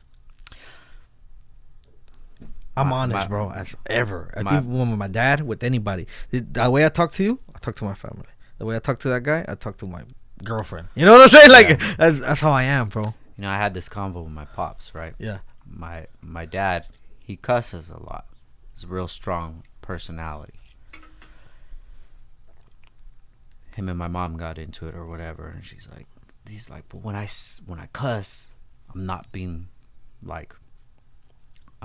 abrasive. Yeah. This is just the way I talk. Yeah. I said, all right, look at it this way, dog. I said, what's more important? Is the message important? Or is it you wanting to give off the message in the way that you do? Which one is more important? It doesn't matter to me. You choose. Is the message that you're trying to give off more important? Or is the way you're trying to give it off more important? You know? To me, it's the message. The message. So, if I'm delivering this message to so many different types of people, grown men, children, young adults, women, little young ladies, babies, what the fuck ever. If I'm delivering this message, I have to figure out the best method of giving off this message, because at the end of the day, the message is the most important thing. Because it's like, how I look at it is the ego is attached to wanting to give the message off how I give it. Yeah. You know what I mean? Yeah. Ego's a motherfucker. Because ego is what built me. Ego is what made me who I am. Ego is my Oxnard, dog. Yeah. That's how I was born. That's how I was raised. Yeah. But to get into to have this conversation heard by somebody who's from, New Jersey, it's not going to work, bro. Because they have no idea. See, I get what you're saying, too, because now I'm like trying to think like maybe my approach is wrong. But then at the end of the day, dog, if I could prevent homie from hurting anybody's future or derailing them or just jacking them off and from homie wasting 6 years of his life believing this dude telling him the same story, you know what, I would like to prevent it, but it's not my job. It's not. And then you just wanting to do that's out of the goodness of your heart. Yeah, but that dude ended up blocking me, long story short. And I'm just telling you, like, maybe, so to answer your question again, I don't know, man. I just think people people don't like the fact that I'm so real, bro, and that I got something real going on, and that nobody could stop me. Yeah, because my story was already written, dog. That's you know what I'm saying? It's an intimidating thing, bro, to like, be around. Because as soon as they see me, that singer that has me blocked, I bet you $1,000 he will give me a hug and tell me that he's proud of me. Yeah, I'm sure he will. But seeing somebody like you makes others look at themselves. That's why the people that are closest to you, or the people that you grew up with, or from the same city or whatever, are the first ones to hate on you, because they're just like, fuck, why the fuck couldn't it be me? Why couldn't I have? What does this fool have that I don't? Hey, you know what's crazy? That's why I'm teaching one of my little homies. He's like at least 10 years. I was probably like 9 years younger than me. And I tell him, like, I got him an opportunity. There's a local soccer team that we have now, Ventura County Football Club. Shout out to them. Yeah, hell yeah. They play out of CLU, usually on Sundays. And I got them the opportunity to do custom name, basically to print your name on the jerseys. They sell the jerseys, he's gonna print on them. Oh, okay. So it's opportunity, and he's right with a professional team. So I've been on him, and because I put my name on the line, and he seems like yeah, he's excited, but it's just like he's not really showing me much, because I keep asking him for certain things, and I'm just like, hey, bro, the reason why I am the way I am with you is because I don't ever want you to wonder why does he have what he have. Why is he like? This is it. You know why? Look at how I am. You roll with me. You see it. Yeah. You know what I'm saying? So that's another thing, bro. God has blessed me with the ability. I don't know how. That somehow people. I don't want to say you have to be around me to grow, but a lot of people that just somehow cross paths with me, they grow and they blow up, bro. Some of them, I know girls that are in videos with Wiz Khalifa, with Gunna, that were in my videos. You know what I'm saying? I know rappers that have opened up for me that are kind of like, I'm not afraid to say it, bigger than me. You know what I'm saying? Yeah, for sure. Like, it's a real deal. So, my business partner tells me, he gets upset because he's like, hey, bro, you always let everybody go, and we're still trying. And I'm just like, bro, maybe that's our calling, dog. I don't know what our calling is, but I know it's bigger than us, Who knows? Speaking of VCFC, shout out to Coach Will. Yeah, shout out to Coach Will. Just seeing him, where he's at. Where he started out. My son's been playing with him since my son was a child. But now your son could... You see what I'm saying? There's a blueprint now for that. For sure. And Coach Will has coached so many kids that have gone on and become, bigger teams. And he's just, like, so stoked for them. Yeah. That's his part. Yeah. That's where he fits in. And now look at where he's at. That's barely starting off, and he's one of, like, the intricate parts of it. They're the reason why I even went. That's why I heard your song the first time, VCFC. They're the reason why I was a special guest, and then from that, I was the reason why Brandon Reels was a guest, and why Mikey Garcia was a guest, and now it's just an effect. You know what I'm saying? So the people got to be real, dog, because Coach, you know what I'm saying? Not just say Coach Will, but if anybody is not a real person, once you meet him, you'll know, dog. For sure. You'll know. And Coach Will is a real one. He's a real one, dog. And it's like when I first met him, I was like, yeah, I vibe with this dude. Yeah. Just because we be texting and stuff. We're from the same spot. And, like, the way that he treats my son and how he coached him and how he always took care of him and always made sure that he was on the good team and that he started, and when he didn't start, he was honest with him, and he would have the combos with me like, yeah, sorry, bro, like I don't mean to be rough on him, but I'm like, bro, you got to do what the fuck you got to do. Yeah. Whatever it is for you to get to him, because I can only do so much as a dad. Yeah. Because you only listen to so much that your dad has to say before it's like, oh, it's my dad bitching.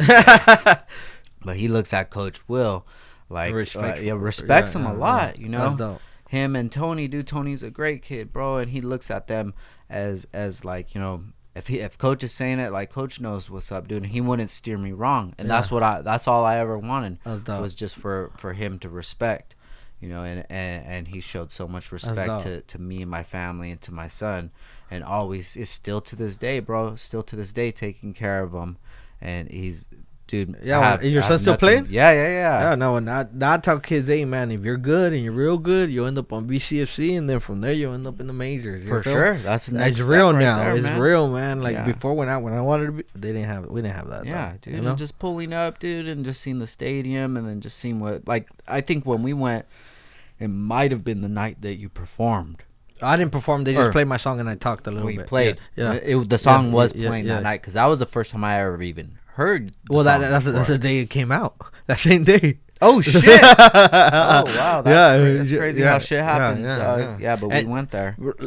Sorry to derail, but since the song came on, that song, bro, that song wasn't even my idea. Everything like that, it has a life of its own, dog. Yeah, for sure. You know, so I just, besides getting played at the VCFC, now I got played at the BMO Stadium. It got played on a soccer match. It's crazy because like I have tried to get it played other places. They're like, oh well, it's kind of just talking about Oxnard. I don't know, and I'm still proving a point. Like I'm getting played in front of thousands of people, bro. Yeah. So tell me about how the creation of that song went. I think the idea came about from my Christmas event, and it didn't come from me. I have a close relationship with an artist from Santa Barbara called Sad Boy Loco. Yeah. And I invited him to my Christmas event, and he started texting me after the event. He was like, "Man, you did that." Tell me he was proud of me, and then he just said, what if you do something like a positive song for Oxnard?" So he told me. He didn't tell me what to say. He didn't tell me nothing. That's what he told me. So that was in the back of my mind. Mm-hmm. So then I went to the studio and I told the producer Fingers. I said, "Hey man, Sad Boy gave me this idea. He said that I should try to." He said, "All right, well let's try it." And then he said, "Well, what kind of vibe you going for?" And I didn't really know, dog. So he started making the beat. People say don't tell this story because it sounds weird. I went to the bathroom, bro. I needed to take a piss. Long story short, and I started hearing some mumbling. I don't know what it was. The guy was making the beat. Fingers was making the beat. But I just heard like a voice, man. And it was telling me something. And then I just walked out. And after I finished, obviously, using the restroom, I walked out and I told Fingers, like, "Hey, man, I don't know if I'm crazy. You might think I'm crazy." My partner was there. I was like, "But I know I'm not crazy." But there was somebody talking to me in the bathroom. I just couldn't tell what it was saying, but it was going like this. And fucking, that's how Oxnard came about. Yeah. And the lyrics, bro, I shit you not, the first two lyrics of the bar, I didn't write them. I got them from Google. I Googled Oxnard slogans. And that's the first thing that came up. Really? What was it? Kissed by the sun, hugged by the sea. So I tell people, like, the lyrics, the idea of it, the melody, it didn't come from me. I don't know where the fuck it came from. I mean, the idea came from Sad Boy. The melody came, I don't know from where. I was in the bathroom, dog. And then fucking the lyrics came from Google. I believe in that shit a lot, dog. That's Think crazy, about man. it like this. Like, you have an idea, right? How? Where'd that idea come from? You can't create something that, like, where did it come from? You know? Well, it came from me. How did it come from you, though? Well, I heard it in my head, but who put that there? Yeah. You know? I feel like there's a certain frequency out there, dog. So from that, the crazier part, bro, the song, I did it, right? I posted it on an Instagram post. We did a community event with McDonald's. DJ Mambo, which is the program director for Ventura County for Q95, he reached out. He said, "What's up with that song?" But you know what's also crazy about that song? This is just to show you guys how natural everything to up to this point has been happening. That clip ended up getting like 200,000 views, which is like abnormal for me. Gotcha. I get like 10 to 30 average. Gotcha. 1,000 at every time I post. This time it went like crazy. So from that, Mambo asked for the song. This is like April 4th, I would say. Because the event was like, I would say March or something. And I don't want to get the dates mixed up, but around then, and the next day, I think after I sent it to him, it's been on the radio ever since till today. We're in August now. Hey, Mambo, bro. That fool is like the OG of OGs. Bro, I seen him go from the Q104 to the 102.3 The Vibe, you know, then back, and he's still doing it. He's still active. He's still relevant, and he still believes. He's known me since I was 15, bro. He's known me since I was 15, since before I had a record out. There need more people like that. That believe. Yeah. And support. For sure. Support, believe, and just like want to be part of it. But I also think he had to work his way up too. You know what I'm saying? I'm pretty sure at some point he probably wanted to, but didn't probably have as much leisure or power. Yeah, you know, fucking 30 years so in the game. After you get to a certain point, you're just like, you get joy in putting people on and making connections and shit. And he's a great guy. That's one of the guys like you were saying. You just text him. I'll just text him randomly. Yeah, I'll just think of him. So you know how I told you I'm doing a promo with McDonald's. Mm-hmm. First person I texted was Mambo. Said, "Hey Mambo, I'm gonna do this promo." I didn't ask him for nothing. I said, "Can I get you involved in it?" The first thing I think of. To me it makes sense. You know, you control the county. Yeah. If I'm gonna be the face of it, then let me get you involved. And so now we're all doing the promo. Mambo, me, McDonald's, and the Oxnard, the city of Oxnard. Damn. You know what I'm saying? Have you done anything with the actual city of Oxnard? Nah, but the I would say Ventura County gave me a certificate of recognition for my community work that I try to do. Oh, and good. So that's the diploma I gave my mom. Yeah. And then you know, people always say like I'm gonna get the key to the city eventually. I don't know if that's true. I don't know if that's in my future, but if I do, I'm sure I would. You know, I'll be very grateful. But I would say like it seems like the more I keep going and the more that I don't give up, bro, the more people everywhere I go, people come up to me. Yeah. Everywhere now, like even if it's about the song or whatever, or about the kids, a lot of times, hey, I see. Quick story. One time I went to the gas station pumping gas. So a guy in front of me, I didn't know. All I saw was the back of his head.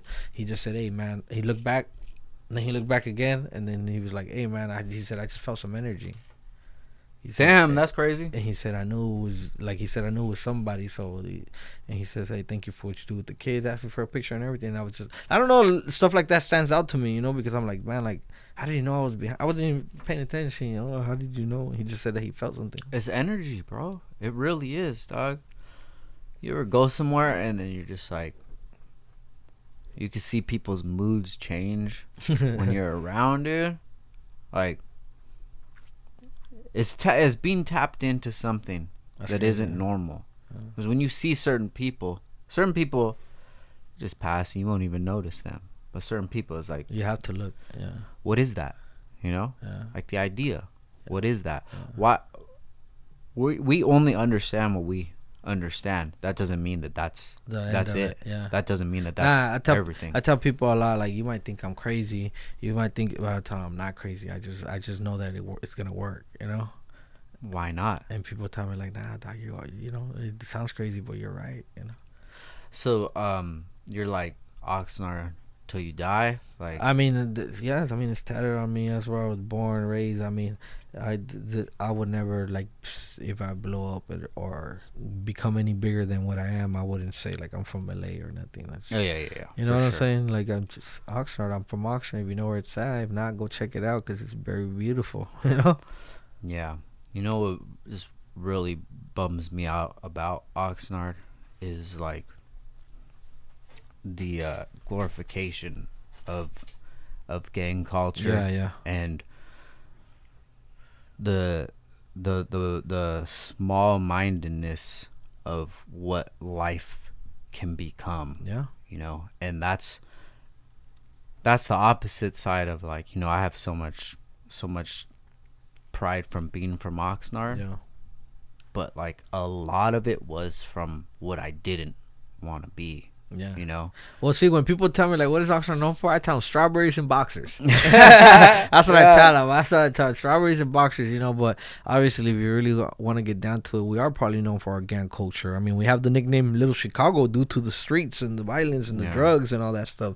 So I get it. But that's what earlier when I was saying, like, maybe I'm like, I don't want to say the cleanest rapper because I do have my dirty music out there. But, like, as far as, like, I'm trying to show, like, hey, man, you don't have to do none of that.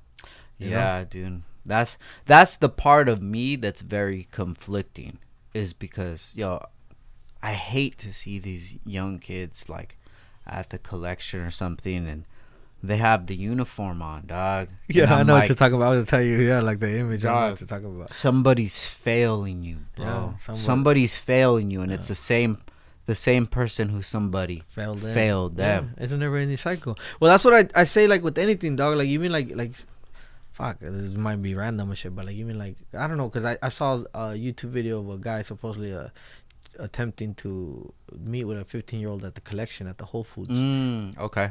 And so people on Oxnard started sharing it, so I saw it. I'm aware of it, but even people like that have a thing for younger or kids and stuff like that, I feel like somebody did. It was a never-ending cycle. Somebody had to do something to them that made it think that it was okay, and maybe at a certain time, at that time, parents said like, if your uncle you told your parents and your issue, don't say that your uncle didn't do that. You know what I'm saying? For sure. You know. I don't know. Maybe I'm out of pocket, but I'm just like it's a never-ending cycle, dog. And until somebody stops it, it's never gonna stop. Somebody listening right now was just triggered by that because they have that uncle, right? And those are those things. But it's real life, bro. Those are those things that you got to point out, dog. Like that uncle who, like, no, I'll never let them watch my kids. Well, what the fuck is this guy still around? Yeah, why is he around? Why is he still around? Well, his family, fuck family. Yeah, exactly. This is my fucking family, you know? And then it's so like... I think it's up to us, man. For sure. Some people just have to step up, man, and fight a good fight. That's it. It is, dude. And it's just like,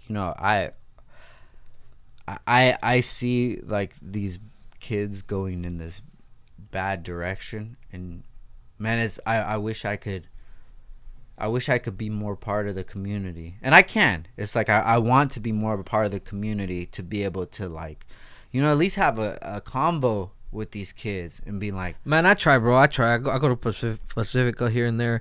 I've gone to Guanimi High School, talked to the class. Most recently, I went to Gateway. Okay. And I spoke to a class, and I gave them some free food vouchers, little things, dog. And I tell them like stuff like, hey, man, I'm still a work in progress. Like I told you, dog, because I'm very realistic. Yeah. That's the thing about me. I'm not gonna tell you, hey, I'm a superstar, or I got the, I'm telling you, like I'm not there yet, but I'm gonna get there. I don't know how, but I'm gonna get there. But I just tell them like, hey, man, I've been doing this half my life, and I want to quit every day, dog, but I don't. Yeah. You know what I'm saying? It's easy to, like, do some harm or to rob somebody. Bro, it's easy to get locked up for 10 years. 10 years, you don't have to worry about your rent. You don't have to worry about bills. You don't have to worry about food. You don't have to worry about taking care of your family. That shit's hard. Yeah, I'm sure it's not ideal, but you ain't handling business.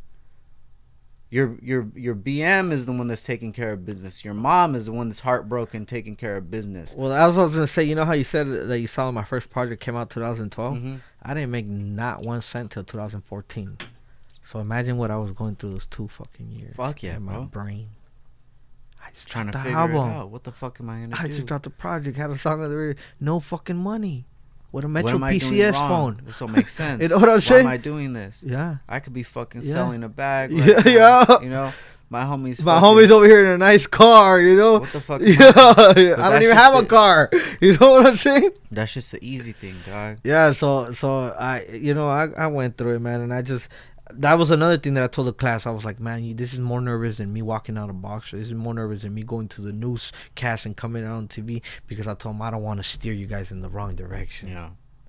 It's a lot of pressure for me to tell you something, and then, you know what I'm saying? For sure, dog. You to really do what I said, and so I just, I try, dog, but I don't want to get too involved, I guess, because I'm not there yet.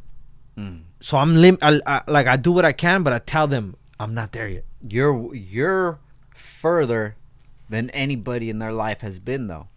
If you want to take it materialistically, you're just the whip that you're in. Yeah, true. Is a gateway in. Yeah. You being on the radio is a gateway in. You have to look at all that shit as having some sort of value. And as I tell you these things, I'm telling them like I'm looking at myself, dog. Yeah. I feel so bad for these young kids. I feel so bad for these old dudes that are still gangbanging right now. Like, damn, fool, I feel so bad for you, dog. And it's because you're like you're trapped in a child's body, bro, and you think that respect is like fear and like anger, but not like respect is taking care of people, dog. Yeah, I'm glad you said that, because I will say this: the way you see me right here, this is not a costume, bro. I go anywhere like this, in the car that I'm in, or in any car, whatever. I go and hoop these, dog. But even if I have money in my pocket, every time that somebody comes up to me, dog, it's always been love. It's always been respect. It's always been motivating. Even seeing me in that car, like nobody comes up to me and be like, "Fuck you, I hate you, I don't like you," or "Let's fight right now," or "I'm gonna jack you." Like, and I never gangbanged a day in my life, kids. So I'm telling you. Damn, I wish I could just like pull up to some homies and just have a convo, but I think I'll get fucked up. Nah, see, I could be around them, but I don't like. You gotta respect them too, you know. Maybe they just wanted to belong to something, you know. Yeah, which is like, that's why I say about having those conversations, bro. Like sometimes you gotta ask. You gotta be a child. Be like, well, why? Well, why? Well, why? You know, well, I had to do this. I had to put on for. Well, why? Why'd you? I didn't have to do that. Yeah. So why did you have to do that and I didn't have to do that? What was the difference? Well, my family wasn't around. I didn't have nobody to watch me. See, well, who was watching you? My homies. My homies. Okay. Well, somebody failed you, dog, and you have to understand that you were failed on. Yeah. Because me as a parent, it's not all about putting food on the table. Yeah. It's about fucking these people are my responsibility, and I need to figure out what the fuck I have to do. If I have 0 minutes throughout the day, that's on me. I gotta fucking do what I have to fucking do to make this shit happen. Because if not, and my kid ends up in jail and whatever, harming someone or whatever, like, that's because of me. That's my fucking kid, dog. Yeah. And you need to look at your parents as like, fuck, somebody dropped the ball on me. Right now, when you said that, I was like, damn, I went through that, bro. Like, honestly, I had both. Like, my dad was the guy that's like, well, you're not homeless. You have food on the table. The kind of like, he thought he was doing his part. And my mom was like, still had food on the table, but she still did the extra stuff. So then, as a kid, you choose, how you want to be, you know what I'm saying? Because you see it firsthand. But I guess some people, from being hurt, they're mad at the world. They're mad.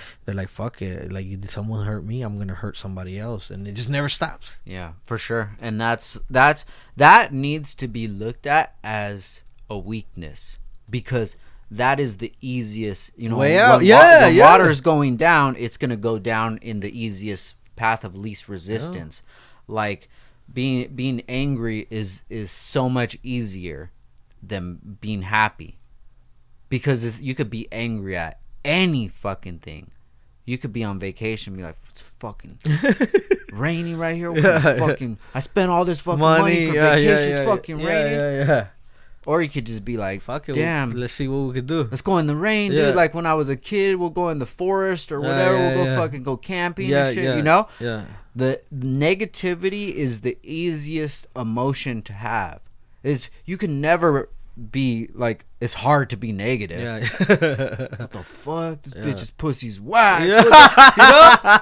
What the fuck? Yeah. Anything you want. Yeah. But like that's so looked at as like, yeah, you're fucking tough, dog. Like if your first action is when you have a conflict with somebody is like physical violence, that's as close to like a fucking caveman as you can be, dog. That is not supposed to be looked at as something as like, oh shit, you're down, bro. When I was a kid, yeah, I'm a fucking grown man, dude. Yeah.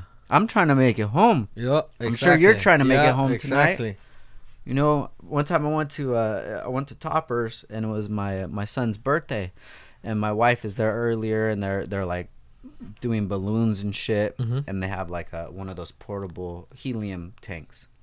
There's this like hood family next to us, and it falls, boom, and then nothing happens. It just fucking fell. It's just compressed air. Yeah. But they don't know. Like they don't have no education or whatever, dog. So then like they said something to my wife, and fucking like ruins the vibe, dog. And then my wife tells me there's people here that are tripping and this. What the fuck? So I get there.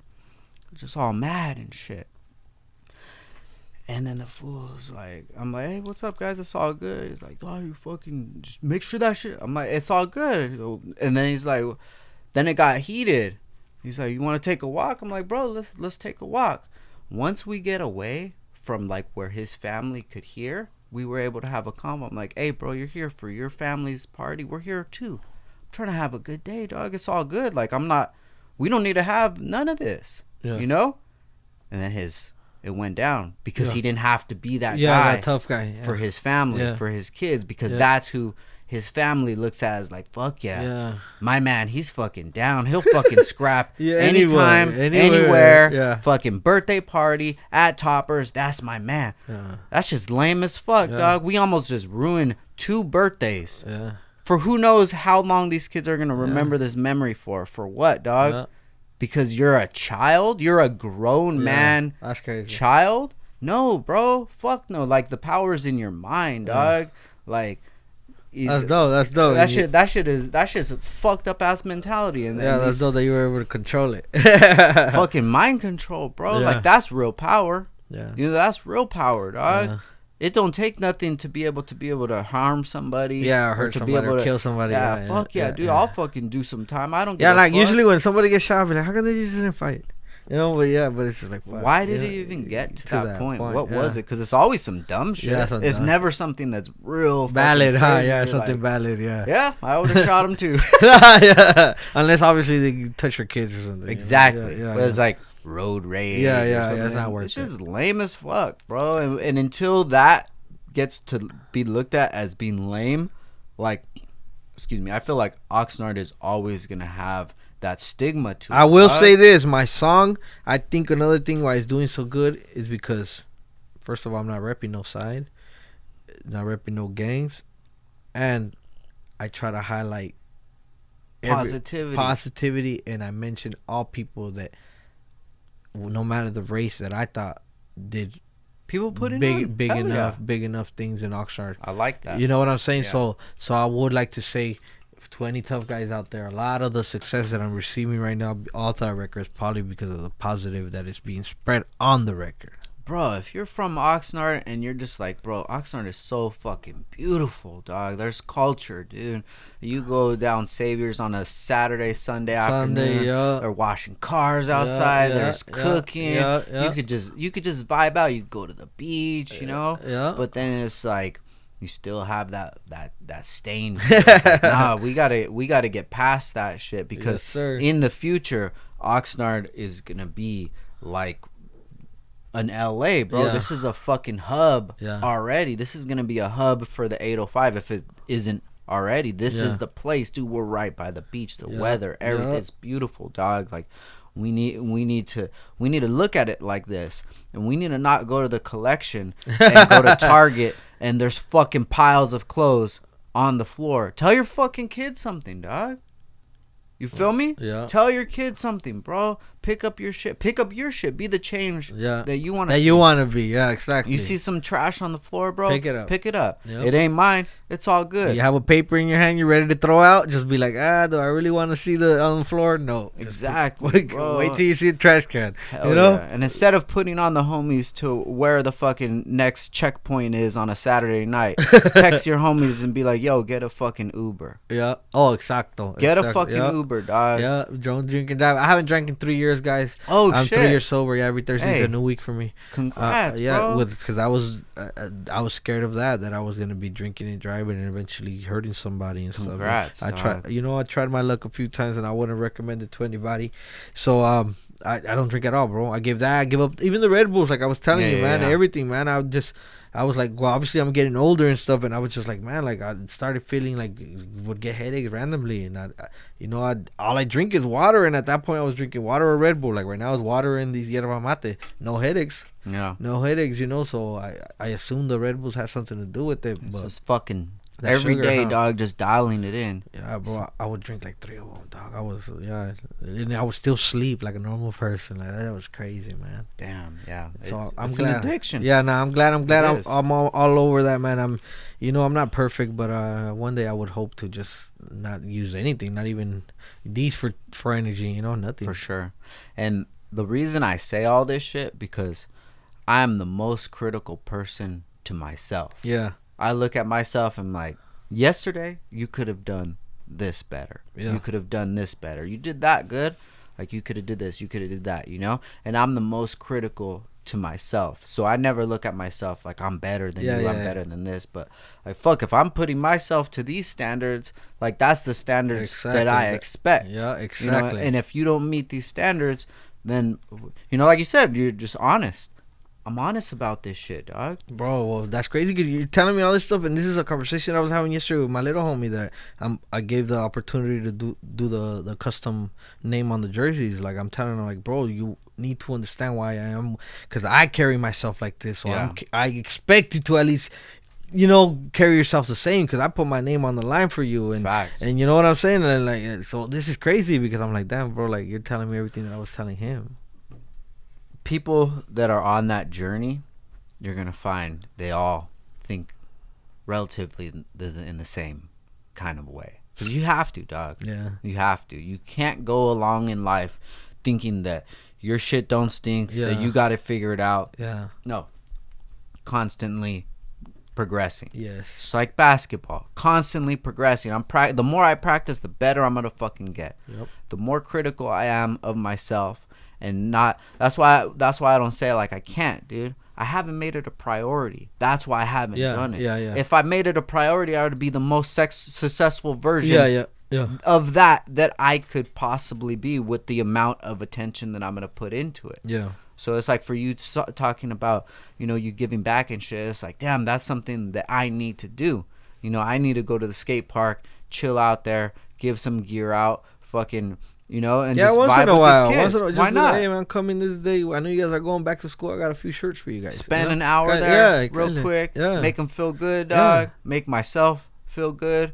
Go home, fucking spend time with the family. Yeah. Like now, like for this year, I'm already planning because I have a lot of companies give me clothes, dog. Even shoes, stuff like that. Like I have pairs of Jordans that I haven't touched, but I was thinking like that maybe this year I'll do like a Quick's Corner at the Christmas thing, and people could basically shop for free and go through my clothes and they could take it.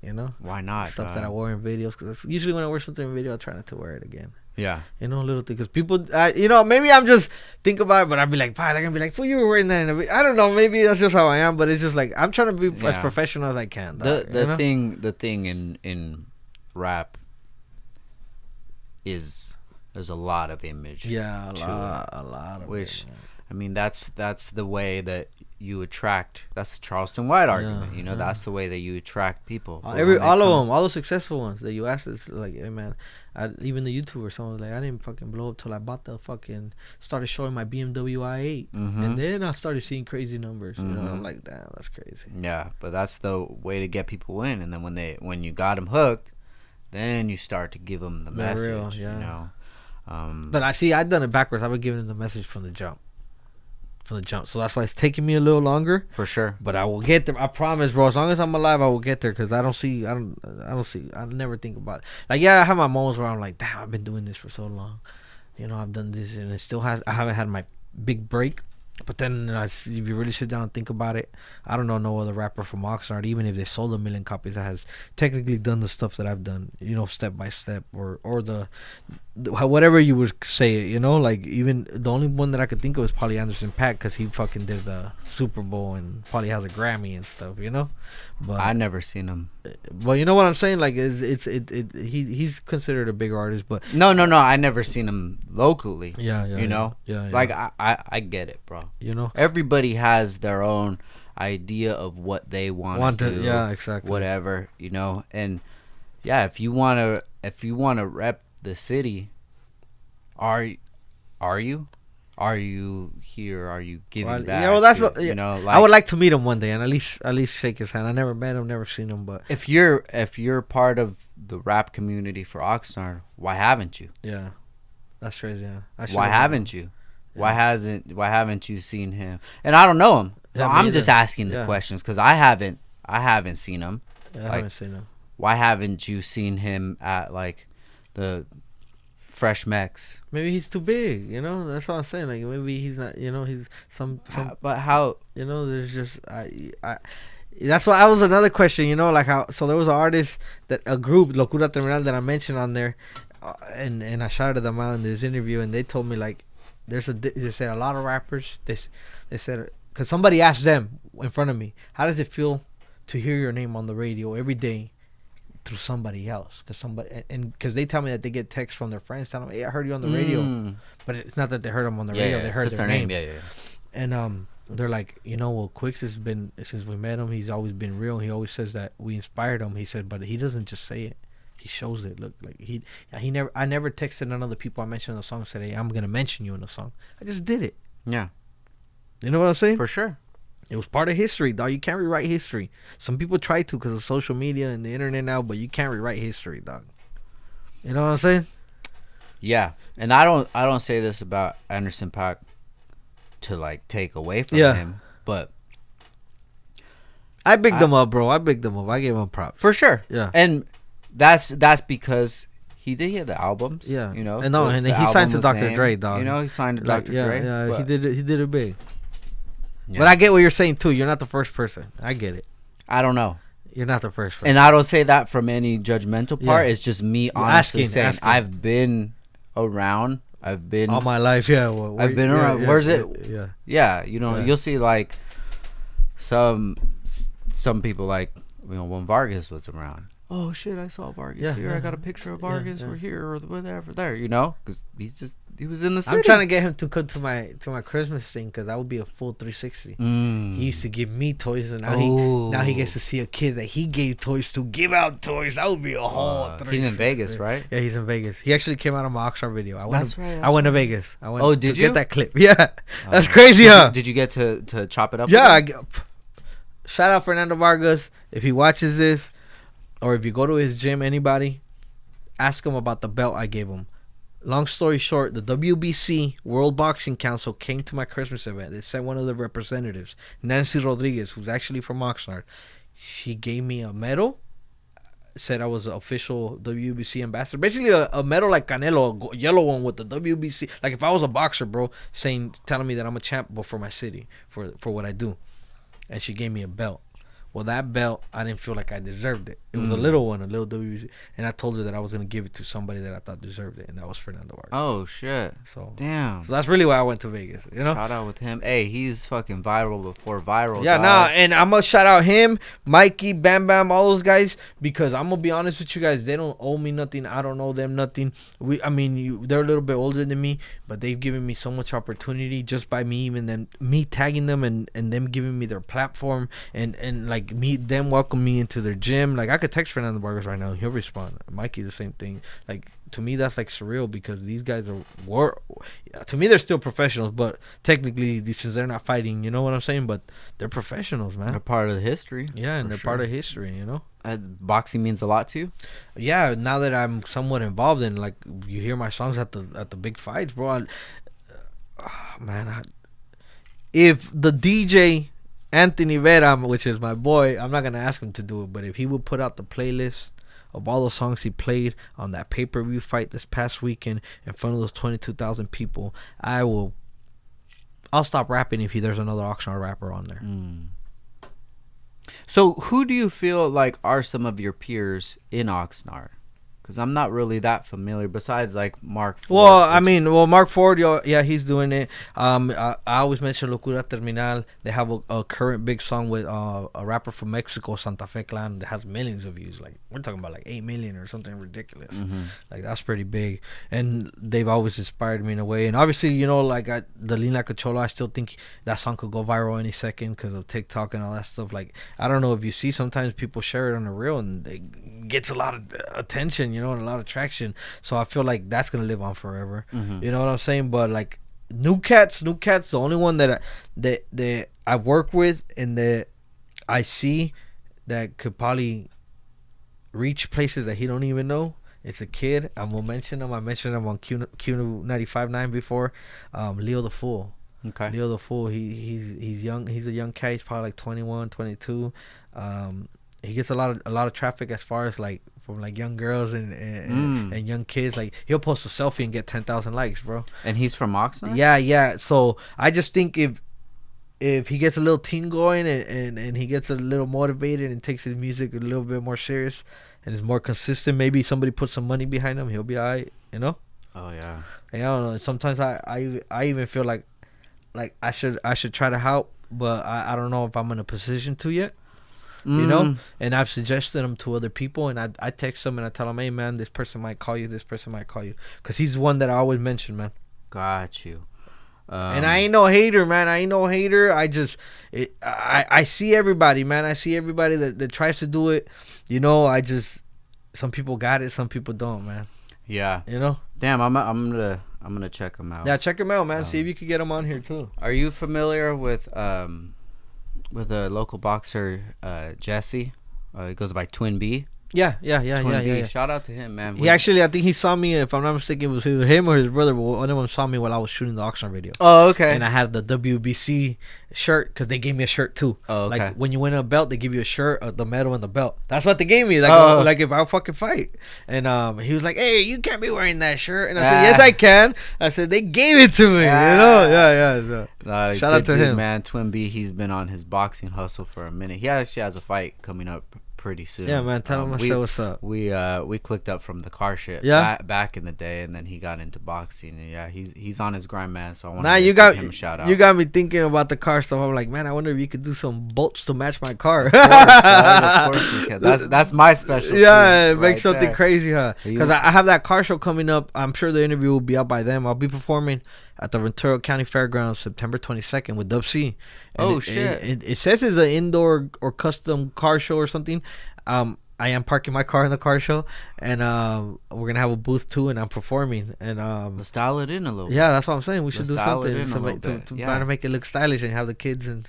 Oh yeah, you know, for sure, maybe dog. Make something cool, you know. Dope. Yeah, if you're not doing nothing, come out, man. You can check out. When is it? September 22nd. It's on a Sunday. September 22nd. I don't think I have anything. I'll be down to go. That's the day before my mom's birthday. I want to bring her. Shout out to your mom, bro. Yeah. Oh yeah. She's a hustler. Yeah, no. My dad lives in Mexico, dog. She's the only one here. She lives with my little sister. They live together. I live with my brother, and my other brother lives around the corner from us. And yeah. Well, I mean, she's all we got, and I'm sure we're all she got. Hell yeah. Hey, so I want to talk to you about actual music. Like, I want to get your music taste. So what are like some of the artists or songs that are in your recent rotation? I listen to like fucking anything, dog. Everybody. I like Young Dolph. R.I.P. Rest in peace, Dolph. Yeah. I like Young Dolph. I mean, my favorite artist is Eminem. Yeah, shout out to Eminem. I like Key Glock. I like different people. I like anything that's kind of like, honestly, if I'm listening to other people, I'm listening to whatever's popping because I feel like that's my competition. Okay. So I gotta feel like, if that's a hot song, why is it hot? Yeah. I start dissecting it. I'll be like, damn. Sometimes I don't agree with everything. Like, I'll be like, damn, that was so easy.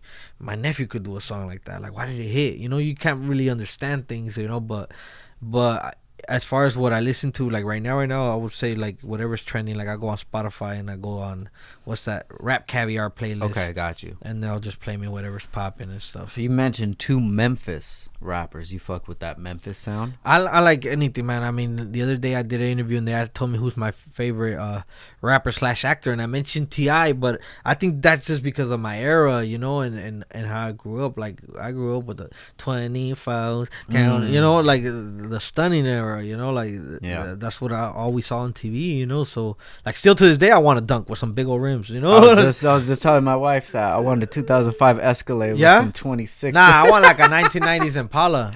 Oh, okay. I was born in the 90s, so I want a 96, 95, 96. Yeah, I want a black on black with some big old wheels. You know? Hell yeah, that'd be dope. You ever listen to Xavier Wolf? I heard the name. I don't know if I ever heard it. Xavier Wolf, he's originally from Memphis. Okay. And he's out here in California. That's dope. One of the homies, he's really into cars as well. Memphis 3-6 Mafia, you know, I like the Juicy J. Well, yeah, the reason I say that, he actually just dropped a project with Juicy J. That's dope. That's dope. Juicy J. And, that's probably where I seen the name at. And Xavier Wolf have a project that just came out. But yeah, I thought I'd mention that because those are two Memphis rappers. Yeah, that's dope. Yeah, fucking, I love Dolph, dude. Rest in peace. But man. I like Jay-Z too, dog. But more like, obviously, when you think of business, you think of Jay-Z. As far as a rapper, you know? And but I like anything, dog. Like I used to have cousins that would come from Mexico and live with us a while, and they would come with their CDs from Mexico rap and stuff. You know? So I didn't even know rappers from Mexico and stuff. You know? Yeah. I talk a lot about, like, you know, gang culture and how it wasn't good, but I used to listen to some CO jams back in the day. Yeah, that's dope. I don't even know how I found them. Everybody did. I think we all did. Yeah, I think we all did. There was like some there. I think it was it Down. He was in with the Brown Intentions. Yeah. East Side Click. East in the Sky. That jam is hard, bro. There was a Party Crashers. Yeah. And then there was that Big E, or what's the guy's name? Another rapper. Big Pokey. No, big. Like light skin. Oh, Biggie. Yeah, shout out to Biggie. Yeah. Nah, when they see even him, when he sees me, he gives me hugs and shows me love. Like into even when growing up, say like when you're growing up and you were listening to him. Now that I'm older and when they acknowledge you and stuff like that, you're like, damn, that's crazy because I used to listen to him. You know? Yeah. Even though you couldn't really tell people, hey, I'm bumping Colonia jams. Oh my God, there is one, dog. I think it's the Party Crashers one. That's the one. Not him. There's another one. Who? If you're looking for me and you. Oh yeah. Lowboy. I have a song with them. Shut up. Yeah. It's on SoundCloud. Oh, dog, what happened to that fool, dog? I don't know, dog. I mean, I've heard stuff, but I'd rather not say it because I don't know. And look at that 4.9. And I wasn't there, you know. So yeah, bro. That jam's hard, bro. Yeah, I have a record with them on SoundCloud. It's called "Watch Where You Step." Oh, okay. Yeah, I'm not in the culture. Shout out to fucking Southside, Colonia. Shout out to all of them, man. El Rio. I had Maniac on here on the podcast. He interviewed me. Oh, did you? He interviewed me. Okay. I went to his neighborhood. I actually had him on the podcast in 2020. And then I just seen him on No Jumper. Yeah, I was like, damn, that's fucking tight, bro. I'm gonna give a major shout out to him because usually he'll ask me, how do you do it, you know, like and like I went to go eat with them and everything, like, you know, I keep in touch with them. We have each other's number and stuff like that. But I would like to say that I'm proud of him, man. Like, fuck yeah, dude. He didn't stop. He didn't give up, and I didn't tell him what to do. I would just like the most I did was when he would ask me like, hey, do you know somebody that would do? I would just refer him. Yeah. Refer him, you know, like, and I'm sure I don't know if he'll say, he'll probably gonna say, Quicks, you still need to take me to eat again. Yeah, but I got you. Sin for sin. Shout out to Maniac. Cholo man. From El Rio. I'm proud of him because I see him everywhere right now, regardless of what people say or anything. Like that's dope to me. Like I But I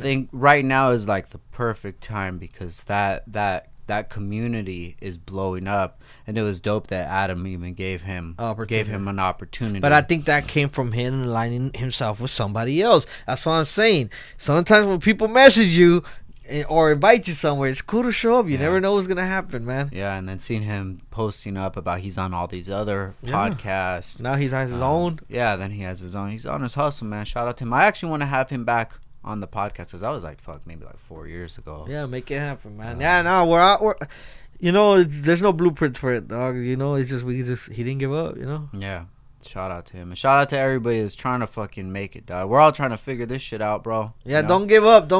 Because I will say this. Not to put anybody under the bus or anything, but a lot of people, when I started getting attention for the Christmas things, when I was coming out, because I literally go to the news and I sit next to the newscast lady and I'll be talking about it. And I come out on TV and I come out on every radio station, on the Spanish, on the English, on the old school one, on the pop one. Because I'm trying to do something good. A lot of people try to turn that into a competition, and a lot of people try to do their own, but they did it 1 year and then disappeared. Yeah. So I'm even stuff like that, make sure you do it for the right reasons, guys, because God watches everything. Not me, not him, not the people watching this interview. God's watching it. He's not, you know. Yeah, for sure. And it says I think it's like a saying is like a high tide raises all boats. Like, bro, if everybody in Oxnard just gets it popping, like it just brings more light to the city, more opportunities, and whether there is somebody bigger, people are gonna be looking at, well, that guy already is put on. Who else? Who's the one right under, or who's the newcomer, or what have you? You know, I just hope the real ones get the opportunity, bro. We need real people with real feelings, with real ideas, with real intentions, man. Because a lot of the people that seem to get the opportunity take it for granted, or their mentality is just in a different world. There ain't that many real people. Yeah. Anywhere. Realest person I know is my wife. And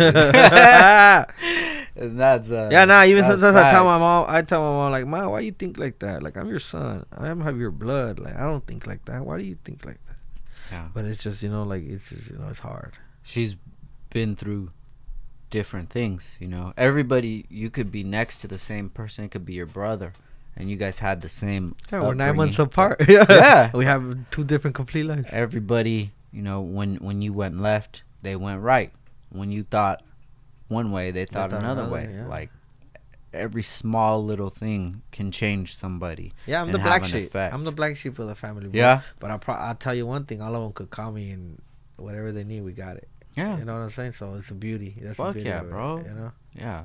Black's a great color. All my shirts are black. Yeah. Oh, hell yeah. Fuck, dude. It's been so good to talk to you, dog. No, thank you, bro. Thank you. Yeah, of course. I love having combos. Like, I heard about that song, and then I just started following you, and I see you posting up. I'm like, damn, he's on his hustle, dude. I like it. On that song, I just want people to know, man, even that wasn't my idea. I have nothing to do with it. I didn't put no money behind it. This is just doing what it's supposed to. You're the cook, though. No, but I just want people to know, like, hey, man, like, sometimes you just gotta let things be, But you did it. Yeah. It's sad. I wrote it down. I'm sure you're not the first guy he's gave encouragement to. Yeah, true. You're not the first guy that Fingus has worked with. Yeah. But you did it. You put it all together. And you have to realize. And I'm still pushing it, man. Things. Yeah, for sure. I get it. You don't want to take all the credit, but like, you made that shit happen. Oh yeah. How'd you make this connection with Mambo? No one forced him to do that. No one forced him to believe in you. No one forced him to put that shit on the radio. You know how many people he could put on the radio? Yeah. He could put on. No, I thought I'd be like, damn, I wonder if he could lose his job. Like, I don't know. I don't ask him. I'm sure there's not that many that he doesn't have that much wiggle room, but he has some. And then if he sees I'm you grateful, out, man. I'm grateful. He could put you on, but that's you. I got something, man. Yeah, I don't know when this interview will be out, but maybe by then you guys will see. I got something. Nobody knows. You'll see. Good, dog. Yeah. Keep it fucking going, man. Yeah. It's gonna go as far as you want it to go, and if it stops going, that's because you made the choice to not push forward. Yeah. And then if it keeps going, that's because you made the choice to keep going. Yeah, I just got my first article on VC Star, so I'm excited about that right now. I'm still riding the wave. How do they say it? Fuck yeah, bro. Keep riding that shit, bro, man. and keep on keeping on, like Joe Dirt said, bro. Yeah. Make that shit happen. Whatever you want it to be, it's gonna be. You're definitely inspiring me, dude. I feel like I need to get in these streets more. Bro, I moved to Camarillo, dog. Yeah? I graduated. I moved to Camarillo. I said, fuck Oxford. Yeah? I'm out of here. Nah, well, sometimes I'd be thinking, like, man, if I do move, I would probably just move to something like that, too. I wouldn't go too far. But then I come back to Oxford, and I'm like, damn. You get that vibe. Cam doesn't have any culture to it. Yeah. It doesn't have a vibe to it. I'll go to my parents' house on the weekend or something like that, and I'll drive down. I'm like, damn, this is tight. I could eat at fucking 10 different places in one fucking block, dude. I love Oxnard, bro. I love it, and I hate it at the same time. And the things that I love about it are the things that I think need to be highlighted more. You go to the beach in Oxnard, there ain't no crowds there. There's all kinds of parking. You're chilling. Like, what more could you want, dude? People just gotta get motivated by your surroundings, by the people around you, by everything.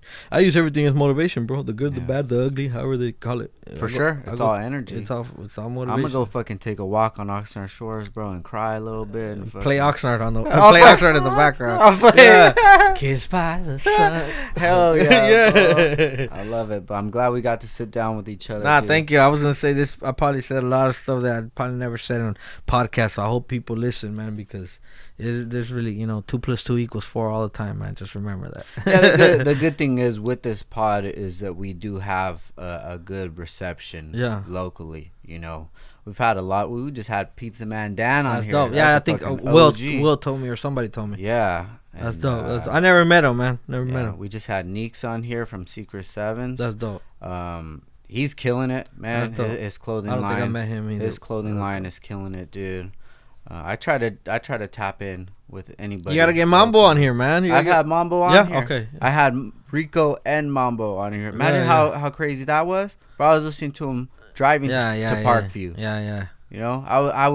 I tell them, like, when they would have their Saturday we're gonna be at Arco, we would be there in line. Well, that's how the relationship started. They used to host a fair at Channel Islands High School. Oh, okay. And Locura Terminal, the group that I always mention, they had me open up for them. Oh, nice. And at that time, they weren't working at any radio station. They had just gotten, I think, they had left Q1047 and left the Vibe. So so they were like nowhere, and I went and I did that, and I think ever since then they've heard about me and seen me. So like you said, nobody forced that relationship, but I had to put in work. Well, shout out to all of them, dude. Yeah. Mambo. Shout out to Rico, dude. He's in Texas right now, living life. Yeah, I saw him not too long ago at Cafe Amri. I think I caught him slipping here in Oxnard. I love that dude, man. Great dude. Shout out to Jay Scratch. He's still out here. That's the OG. Bro. Yeah, sir. Shout out DJ Wicked, even Little Wicked, everybody, Little Wicked, man. Yeah, bro. All the youngsters at the. Shout out Wizkid, DJ Curly, everybody I saw. I went to they had a DJ. You know how fiestas just happened? Yeah. They had like a DJ, like I guess at the end they all gathered. I went and it was cool, man. A lot of them were showing me love and coming up to me, which was, I guess, different, because usually I'm going up to the DJs, Yeah. And I thought that was cool, Good, bro. And shout out to Stars Power Plates, my boy Ivan Hustler. That's right. You ever do meal preps? I've never done it. Damn, we get our meal prep. Yeah, this ain't even an ad to you. This is good stuff, homie, bro. Oh yeah, bro. Tell him, give me one so I can try it, man. Yeah, I gotta try it. Hit him up. Stars Power Plates, dude. He's a great guy. Yeah. He's hustling. Like, I had him on the podcast just because he reached out. That's right. And he went from like being super overweight, then lost a bunch of weight, and everybody's like, "How'd you do it?" He's like, "Well, I just learned how to cook. Hey, can you cook for me?" All right, and then boom, there's his business started, dude. That's dope. And he's on his hustle now, dude. And big shout out to him. Shout out to everybody in Oxnard. Yes, sir. Doing shit. Shout out to everybody in the 805, man. Just keep hustling, man. And one day at a time. That's all you could do. And stay tuned, man. Make sure to support whatever you want to see grow, man. Just support it. That's for sure. Whatever you can do. Yeah. Like, follow. Share, tag a friend. That shit goes simple far, stuff. dude. Yeah, so make sure to go check me out at Young Quicks. Young Quicks. Spelled normal. If you know how to spell Young and Quicks, you're fine, man.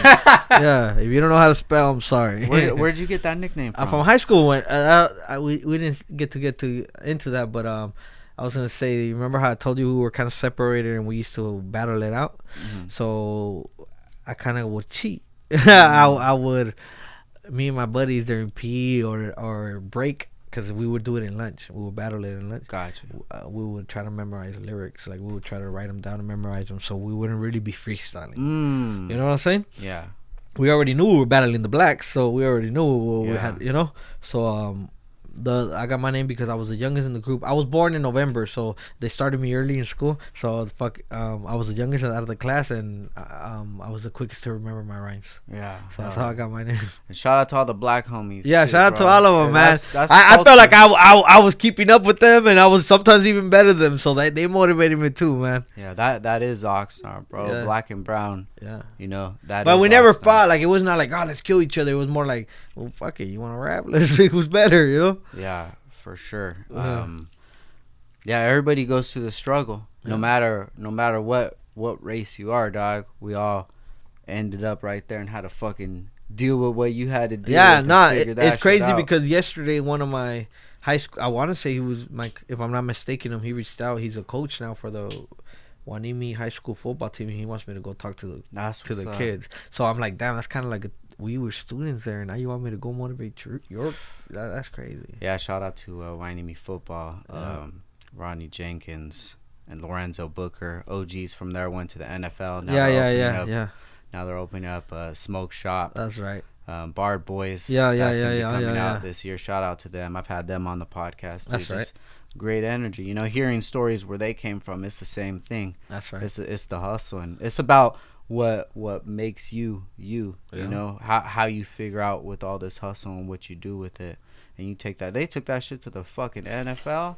That shit's crazy. Yeah, that's dope. Bro. That's big. That's just crazy. Shout out to them, man. Shout out to everybody. Shout out to you, dog. No, thank you, man. Thank you. Shout out to everybody, man. Shout out to my city. Keep the dream alive. Keep motivating me, man. The good, the bad, the ugly. It's all fuel for the fire. Good shit. So we got some new music? Yeah, I got a whole project with Fingers. History Repeats. That's the name of it. I have like 13 records all produced by him. Oh, shit. Baby Bash is on one, and I have Sad Boy on another one. I'm trying to get somebody else on. It hasn't happened yet. That's why I said I might have it from here to then by the time the interview's out. But yeah, I mean, it's probably my best work yet. Yeah, good shit, dude. Hell yeah. Sad Boy had that one fire jam with YG. No, the bruising. Rest in peace, Slim 400. Yeah, R.I.P. Yeah, good shit. Yeah. I could talk about music all day. No, man. That's my shit. I might start rapping. I'll be on the remix. Fuck it, let's do it. Who knows? I'm about to be 40. Is that? No, you're good. You didn't hear that? I think he was 58. What is it? Killer Mike or something? He won a Grammy at 58. His first Grammy. Killer Mike. Yeah, Killer Mike got a little more game than I do, bro. But that's G. You got 18 years to build it. Yeah, you feel me? Shout out to fucking Killer Mike. You ever listen to his podcast? Yeah, like somebody tells me like, hey, dog, we're getting up there in age. They tell me, and I'm like, dog, Rick Ross didn't make it to. He was 38, dog. What you telling me? Yeah. But I feel 16. When I kick it with my son, since I had that accent, I don't feel like you're a little older. I feel like I'm 28. I feel like I'm 28. Yeah, dog. But I felt 16. Yeah, for sure. Yeah. I'll be kicking with my son, and we're just skating, and yeah, it feels like we're the same age, dude. I love it. It's about you just gotta whatever you want life to be, bro. You gotta make that shit. I will say this: I haven't felt like I worked a day in my life. That's all that matters, dude. Fuck working. I gotta go back to work right now and sell some bolts. Let's go. And quick. Hey. Thank you, dog. Thank you, Appreciate you, man. Thank you guys all for listening. Once again, they want to find you. Youngquicks.com. That's my website. You could actually download Oxnard for free right now, or at Youngquicks on social media, Snapchat, all that good stuff. And let's run up the YouTube. Where do they type in? Youngquicks / Youngquicks. YouTube.com / Youngquicks. Hey, check out this video too. And whose Lambo was that, bro? That's actually the McDonald's owner, Andrew. Shout out to Andrew Marroquin. That's a bad motherfucker right there. That dude has every car you could think of. Rolls Royces. He has fucking the Toyota from the 2012, the one that they don't make no more. The Lexus. He has like everything you could think of. Every dream car. And you know what? I told him when he pulled up in the Lambo, because I have a nice car, guys, but it's not a Lambo. And I was like, bro, the fact that you have it and you pulled up with it shows me that I could do it myself. And he said, you're right. That's a motherfucking car. I'm gonna tell you from a car. That's $1 million car, guys. It's a Lamborghini SVJ of 2023. Go look it up. And it has the number on it. It says 1 out of 250. Ooh, that's a motherfucker. Hey, shout out to him. Hell yeah. Hey, Young Quicks, thank you again, bro. Well, thank you. And thank you guys for listening. Once again, this is Downtime with Downstar, and we out. Peace.